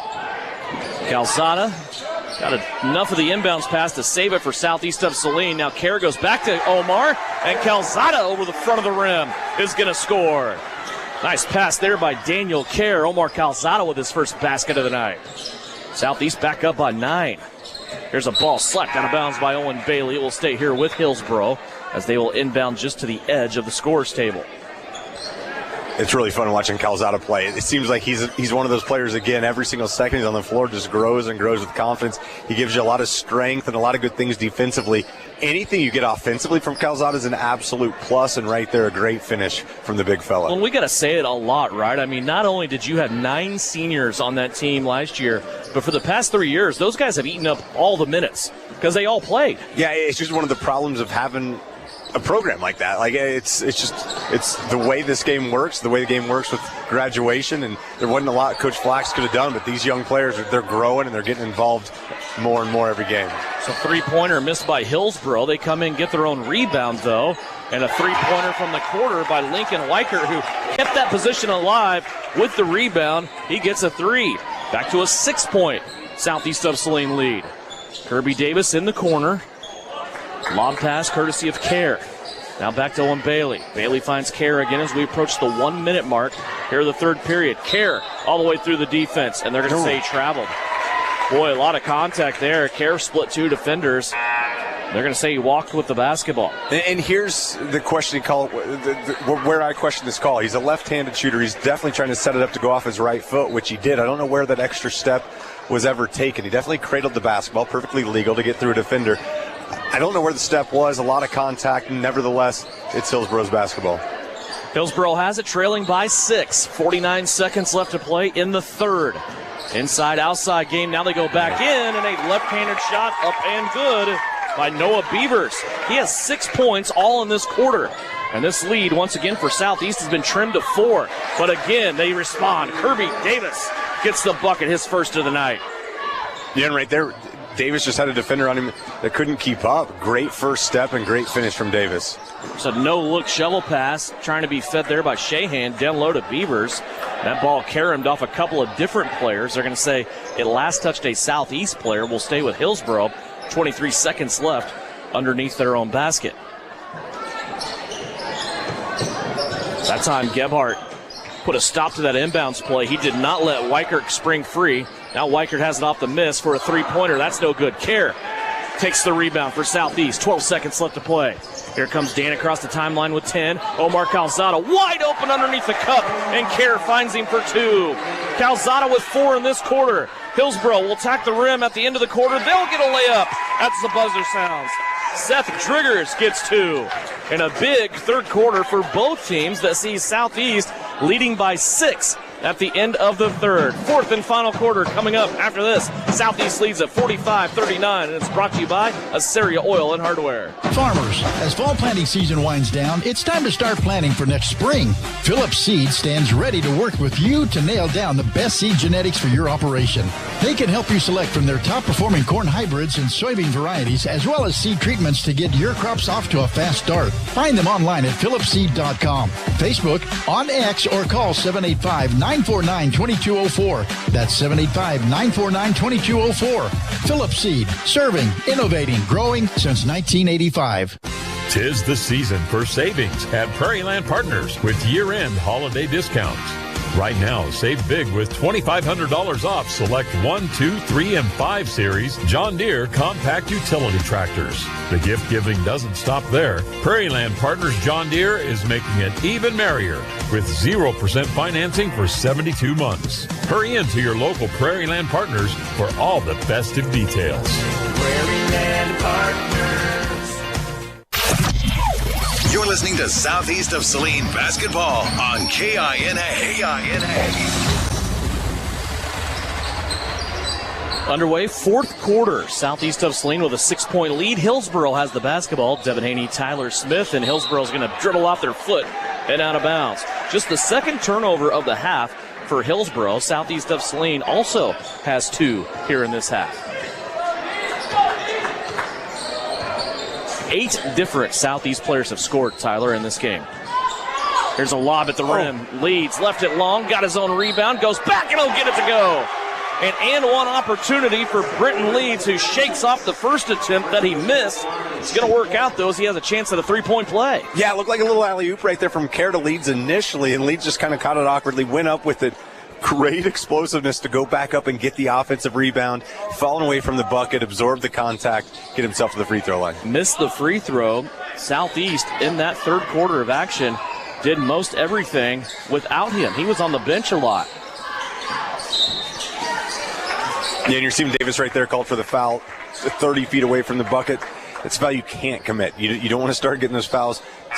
It's only the first foul. We've talked about the new rule. It's 5-team fouls before the free throw, but you don't want to commit a foul 30 feet away from the basket. You want that defense to roll. You got Leeds back in, and that's something you got to understand. When you have Leeds in the basketball games, you're going to protect the rim a little bit more than Calzada, play off a little bit, let Hillsboro run a little offense. You've got Leeds to protect you. Those are some big minutes, though, by Omar Calzada. He scored 4 points in that quarter as well. And now Brenton Leeds back in there. Southeast of Saline leading by 8. 1 minute gone by here in the fourth quarter. Kerr trying to split defenders again on the left-hand side. Now he's going to put on the brakes and retreat. He'll play it to Gebhardt in front of the Southeast bench. Now Leeds, who comes out in front of the Southeast student body. Gebhardt plays it back to the left-hand side of the floor to Kerr. Kerr wanting Bailey, and Bailey right now being bottled up by a couple of different Hillsboro players. Kirby Davis thought about the three. He'll step in and knock down the elbow jumper from the left-hand side. Second basket for Kirby Davis. I love that from Davis. I mean, a three-pointer right there would have been silly, but great ball fake, one dribble, drains the 15-footer. Southeast, after having that lead trimmed a couple of times to 4, now lead it by 10, and a foul by Grady Gebhardt on the backside. Not a bad foul by Grady here because he prevented a layup. He's going to make Hillsboro have to go to the line and earn them. Yeah, without a doubt. They're definitely a mismatch down there. Grady saw there's an easy bucket opportunity, commits the foul. It's going to make Hillsboro earn it the hard way. Wyatt Plennert at the free throw line missed the first free throw. Remember when Plennert nearly kept Hillsboro in this game by himself in the second quarter? Well, he didn't score in the third. Second free throw on the way here after missing the first. He got that one to go. Hillsboro so far from the free throw line, 6 of 10 tonight. 49-40, Southeast of Saline. We may make it out of the 40s in this game, Tyler. We might. We better. I say that because both teams' averages, not only scoring but allowing points, was in the 40s. There's a three-pointer by Kerr that went all the way around the world on the inside, popped out. Now a foul in transition on Kirby Davis. His second. Yeah, Davis right there just going for the basketball. Didn't know where it looked like Plennert was, and Plennert did a great job just attacking the basketball. Another quick foul on Davis. 2 minutes into the final period, 49-40. Southeast of Saline still leading it. Hillsboro with an inbounds. They'll throw it into the backcourt. Coming back now to set their offense. Southeast still playing man-to-man. Hillsboro looked at maybe a potential backdoor cut there. Couldn't get it to Plennert. Now he comes up, gets it in the keyhole, and throws it away. Third turnover of the half for Hillsboro. And Devin, it's that high screen help that Davis gives that kind of threw that entire play off. Again, we've talked about Davis and his length and just the awkwardness that he provides. He puts you in bad situations right there. He's on the perimeter guarding. All of a sudden he's on the big after the switch. Creates a bad pass. Ball goes to Southeast. Yeah, he does subtle things that you really got to watch him almost full time just to see what he's doing. But you're right. He does some things that kind of makes the other team a little off kilter at times. Here's Kerr with it now. Southeast of Saline. See how much they want to work this clock down and shorten this fourth quarter. Davis has it in a double team, gets it out and plays it to Leeds, who came to help. Now Leeds coming to set a screen for Jacobson. Gannon's been quiet here in this second half. Had 7 points at halftime. Here's Leeds. Got too far behind the glass that time. Still tried to finish it, and it hit the front of the rim, and Hillsboro will bring it up the left-hand sideline. Weichert with it. Goes back middle of the floor to Plinert. Now back to Driggers on the left. They get it to Beavers down low. He'll kick it back out.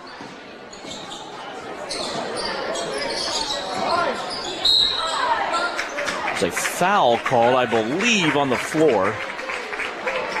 Yeah, it looked like Castleman just was following Plinert right there. Just kind of got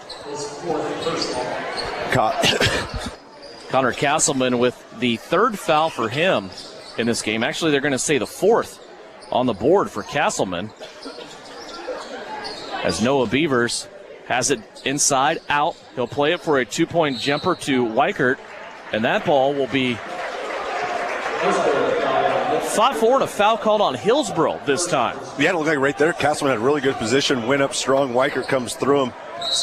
It's called for the foul. And a timeout at a good time. 4:36 left to go here in the fourth quarter. 49-40 Southeast of Saline with the ball, the timeout, and the lead here on KINA.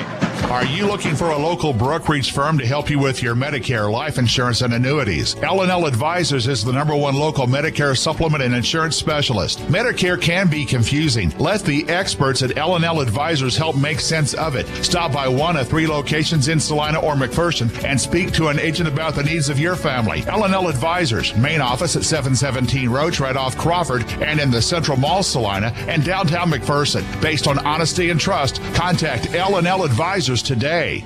You're listening to Southeast Trojan Hoops on KINA.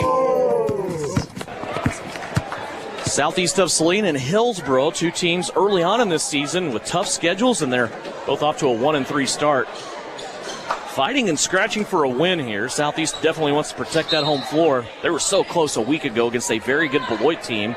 Lost that game by 4 points. Here they have a 9-point lead, 4:30 left to go in the final quarter. Daniel Kerr has it. He'll get a high chip screen from Gannon Jacobson. Jacobson now has it off the long pass from Kerr, going from left to right. There's Britton Leeds out top. Now he's going to be whacked across the shoulder and a foul called. Third team foul against Hillsboro here in this fourth quarter. And you're definitely seeing an aggressive defense from Hillsboro, understanding they've only committed 3 fouls. And you start playing the game. You're like, at what point does this lead get to where we need to get into the bonus situation? Obviously, you're not there yet, and there's still some time. But you want to play aggressively, see if you can maybe squirt a ball out every once in a while. Nash Dickinson collected his third foul there. Castleman now has it to Kerr. Southeast just really playing keep away here against this Hillsboro team. Davis down low, tried to go up and score. I'm not sure how that wasn't a foul. The ball comes out, and it will remain with Southeast of Saline. Yeah, I'm really impressed with Coach Flax is cool right now. I mean, you definitely saw a bad angle from the defender. Arm was down, goes right across the arm on Kirby Davis, but no foul called. Here's Leeds on the feed from Jacobson, and they're going to call a rebounding foul on Jacobson. When Leeds missed that shot on the right-hand side of the basket, Gannon will get the foul on the left-hand side. So now we will make the walk all the way down to the other end as Southeast of Saline has hit their limit on fouls. 2 free throws coming up for Hillsboro. That's the second one on Jacobson. Yeah, and again, we talk about this all the time. Anytime you're in the fourth quarter and you've got the lead, you want that clock running. Anytime that the other team can score as the first free throw goes in for Dickinson, it's not a good time for you. You want to make sure that clock is at least running if you're going to give up points. First free throw made by Nash Dickinson. Trims this Southeast lead to 8. He has another one coming up. It is up and off the heel, no good. Owen Bailey with the rebound for Southeast. Inside 4 minutes left to go. It's a dangerous cross-court pass. Castleman, though, will save it for Southeast. Now back center of the floor to Kerr. Jacobson on the left-hand side. They have this Hillsboro defense stretched. And now a ball that is slapped out of bounds by Hillsboro. Nash Dickinson came over the shoulder that time of Connor Castleman. And you immediately see Coach Trenton Douglas tell Connor, you got to go attack the basketball. Even though you're on the offensive side, you can't let that ball come to you. You got to go get it. Bailey for 3. Off the front of the rim, yes. No good, but Jacobson on the backside. Up and in. Gannon Jacobson has 9. There's a Hillsboro player running unattended down the floor, and he's going to score. Seth Driggers in double digits with 10. And that's at least twice now we've seen just runouts from Hillsboro end up in easy layups, and that's got to be killing you if you're Coach Flax. 51-43. Southeast still leads it by 8. 3:13 left to go. Jacobson with it on the right wing. He'll play it back to the logo where Kerr is standing. Bailey on the left-hand side. Now back to Gannon Jacobson. Free pass to the basket. A layup is good. Gannon Jacobson back-to-back buckets for Southeast of Saline. He has 11. God, I thought Brent Leeds did a great job right there, just sliding in, getting the screen while the ball's in the air, creating a lot of contact. Nice, easy finish for Jacobson. Tried to get it into Beavers. Leeds smacked it back out that time. It's going to end up in a three-point attempt for Hillsboro that's no good. Beavers gets the rebound. He'll go back with the baby hook, kiss the front of the rim. Britton Leeds gets the rebound for Southeast of Saline. 2:35 left to play. Southeast with a 10-point lead. Kerr in a double team. Passes it out to the left. Boy, that should have been stolen, but Castleman saved that ball. And now a timeout will be called by Bryson Flax to save that possession. It's a full timeout. We will take it. 2:24 left to go. 53-43, Southeast of Saline with the lead over Hillsboro here on KINA. It's the holidays, the most glorious time of the year. Friends and family coming to your home to celebrate with dinner, drinks, and that terrible, horrendous smell. What is that? That is your septic system backing up into your home and making your holiday stink. If you haven't had your septic system pumped out and cleaned in the last 3 years, you're asking for trouble. Call Saline Septic Service today, and we will make sure your holiday is jolly and bright. Saline Septic Service, wishing you and yours a very Merry Christmas and worry-free holiday season. Frisbee Construction is a service organization for the commercial grain industry dedicated to giving you the best in planning, the best in quality, and the best of workmanship and overall the best value for your dollar since 1949. Frisbee Construction specializes in new construction as well as remodel and repair of grain handling facilities throughout the Midwest. Frisbee Construction Company in Gypsum has emergency crews available as needed. For more information, go to frisbeeinc.com. This is Trojan Basketball on KINA. Out of the timeout, Southeast of Saline with it. Castleman at the high post feeds Jacobson down low. Gannon Jacobson. Boy, he didn't have a full double clutch on that, but he hesitated just a little bit on that motion to get the foul and the points. 6 straight points for Southeast of Saline's Gannon Jacobson, and a chance to make it 7. Well, I thought it was a great job from Castleman just to regain his composure. Kind of got caught, maybe traveled, a lot of weird steps, a lot of contact, nothing was called. Castleman just slows everything down. Great pass to Jacobson. It's a 12-point Southeast lead. Now a deflection by Gannon on the floor after ball rolling. He picks it up, flicks it over to Kerr, now to Leeds. Kerr is going to bring it back out and play it to Owen Bailey.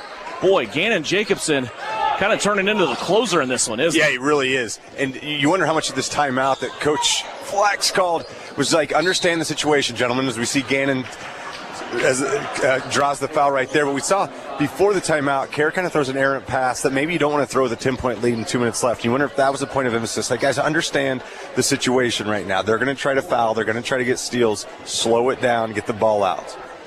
Foul there for Hillsboro is going to go against Nash Dickinson. His 4th couple of free throws for Gannon Jacobson coming up. Misses the front of the rim. Both his free throws here recently have both been soft, barely hitting the front of the rim. And such a natural stroke. It's tough to see him struggle from the free throw line. I mean, he catches the ball. Everything looks nice right now. I think it's just a confidence thing with the sophomore. Could be tired legs, too. He's been running a little bit. He gets his 2nd one on this trip to go down. He has 7 points here in this quarter alone, 14 for the game. Now a ball that's nearly all the way into the backcourt for Hillsboro. They almost lost that one. Now they do. Castleman picks it up. It goes to Bailey. Bailey all the way down the floor. Owen Bailey with the left-handed layup scores. Owen Bailey, a baker's dozen for him tonight. 58-43. It's a 15-point Southeast lead. Three-pointer is up and good for Nash Dickinson, and a timeout called from Hillsboro. It is a full timeout. We will take it. 1:21 left to go. Southeast of Saline leads it by a dozen here on KINA. Maybe you don't play quarterback or make the highlight reel. Maybe you're not a high school athlete anymore. But just like an athlete, you can get first-class orthopedic care from Saline Ortho. Their doctors and staff strive to get you back to an injury-free, pain-free life as quickly as possible. Saline Ortho has a doctor on call 24/7 for all orthopedic injuries. So next time you're injured, trust the experts at Saline Ortho. Your voice, your choice, past, present, and future. See them online at salineortho.com. The Bennington State Bank proudly supports local sports and wants each student to know that their hard work and talent is noticed and appreciated. At Bennington State Bank, they care about local communities and are committed to fostering long-term relationships through the delivery of excellent customer service, integrity, and fairness. From helping local businesses to supporting community youth and nonprofits to helping you purchase your dream home or invest in your future, Bennington State Bank is here to help. Give them a call to experience exceptional banking with hometown service. Bennington State Bank, your trusted hometown bank. Member FDIC. You're listening to Southeast of Saline Hoops on KINA. 1:21 left to play in this one. Southeast of Saline trying to fend off a pesky Hillsboro team. Full court pressure out of the timeout by Hillsboro. Lob pass to the rim. Jacobson feeds. Britton leads for two. What a beautiful break that was. Devin, it really wasn't. This is great to see from Southeast. You're not just taking the air out of the basketball. You're hammering this nail in the coffin right now. Great finish from Leeds off a pass from Jacobson. Not only that, they are playing really good defense here, too, in the half court, not giving up easy points. Here's Jacobson. Went down, tried to tie up a basketball, and it springs free. Goes out of bounds on the baseline. They're going to say Hillsboro keeps it here with 55 seconds left to play. Yeah, if you're Coach Flax, you've got to be extremely happy with this fourth quarter. I mean, this is how do you finish games when you don't know how to finish games? Yeah. And right now you're showing that this team's kind of got that in them. They had a team down, and they're just punishing them in the fourth quarter. Shahan for three. That won't go. Beavers with the rebound will keep it on the offensive end for Hillsboro. Shot put up from the left-hand side. Again, Hillsboro will keep it with their own rebound. As they're doing this, the clock is melting away. 39 seconds left to go. Another miss by Hillsboro and a rebound by Britton Leeds, and he is fouled. He will walk to the other end and shoot two. Leeds has been such a monster down there. Just it makes every rebound. You've got to go up there. You've got to get multiple guys around him to compete for it. That's freeing up rebounds for others. Great board to rip it down from the big fella. It's been a big fourth quarter offensively for him, also for Gannon Jacobson here in this game. And I'm with you. You can't really gauge a team on how their mettle is going to be getting into the fourth quarter if they don't have a lead. They came into the fourth quarter with a lead here. This lead had been cut to 4 points a couple of times in the third period, late in the third. But Southeast of Saline continues to extend here. Britton Leeds at the free throw line, misses the first and gets the second. 61-46. That pass slapped out of bounds by Southeast. That'll stop the clock with 32 seconds left to go.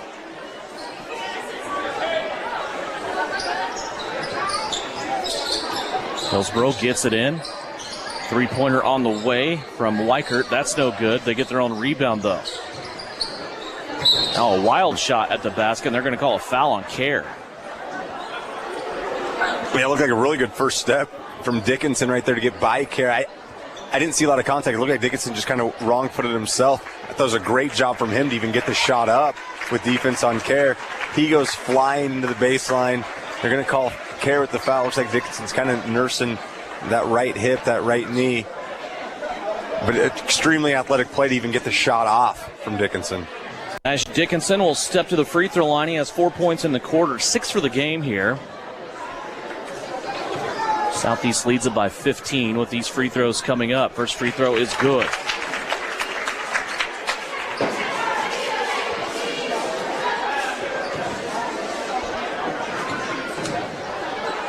Second free throw on the way, also good.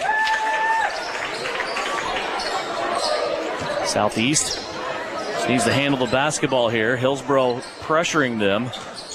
Leeds comes across the timeline, bounces it off of Castleman.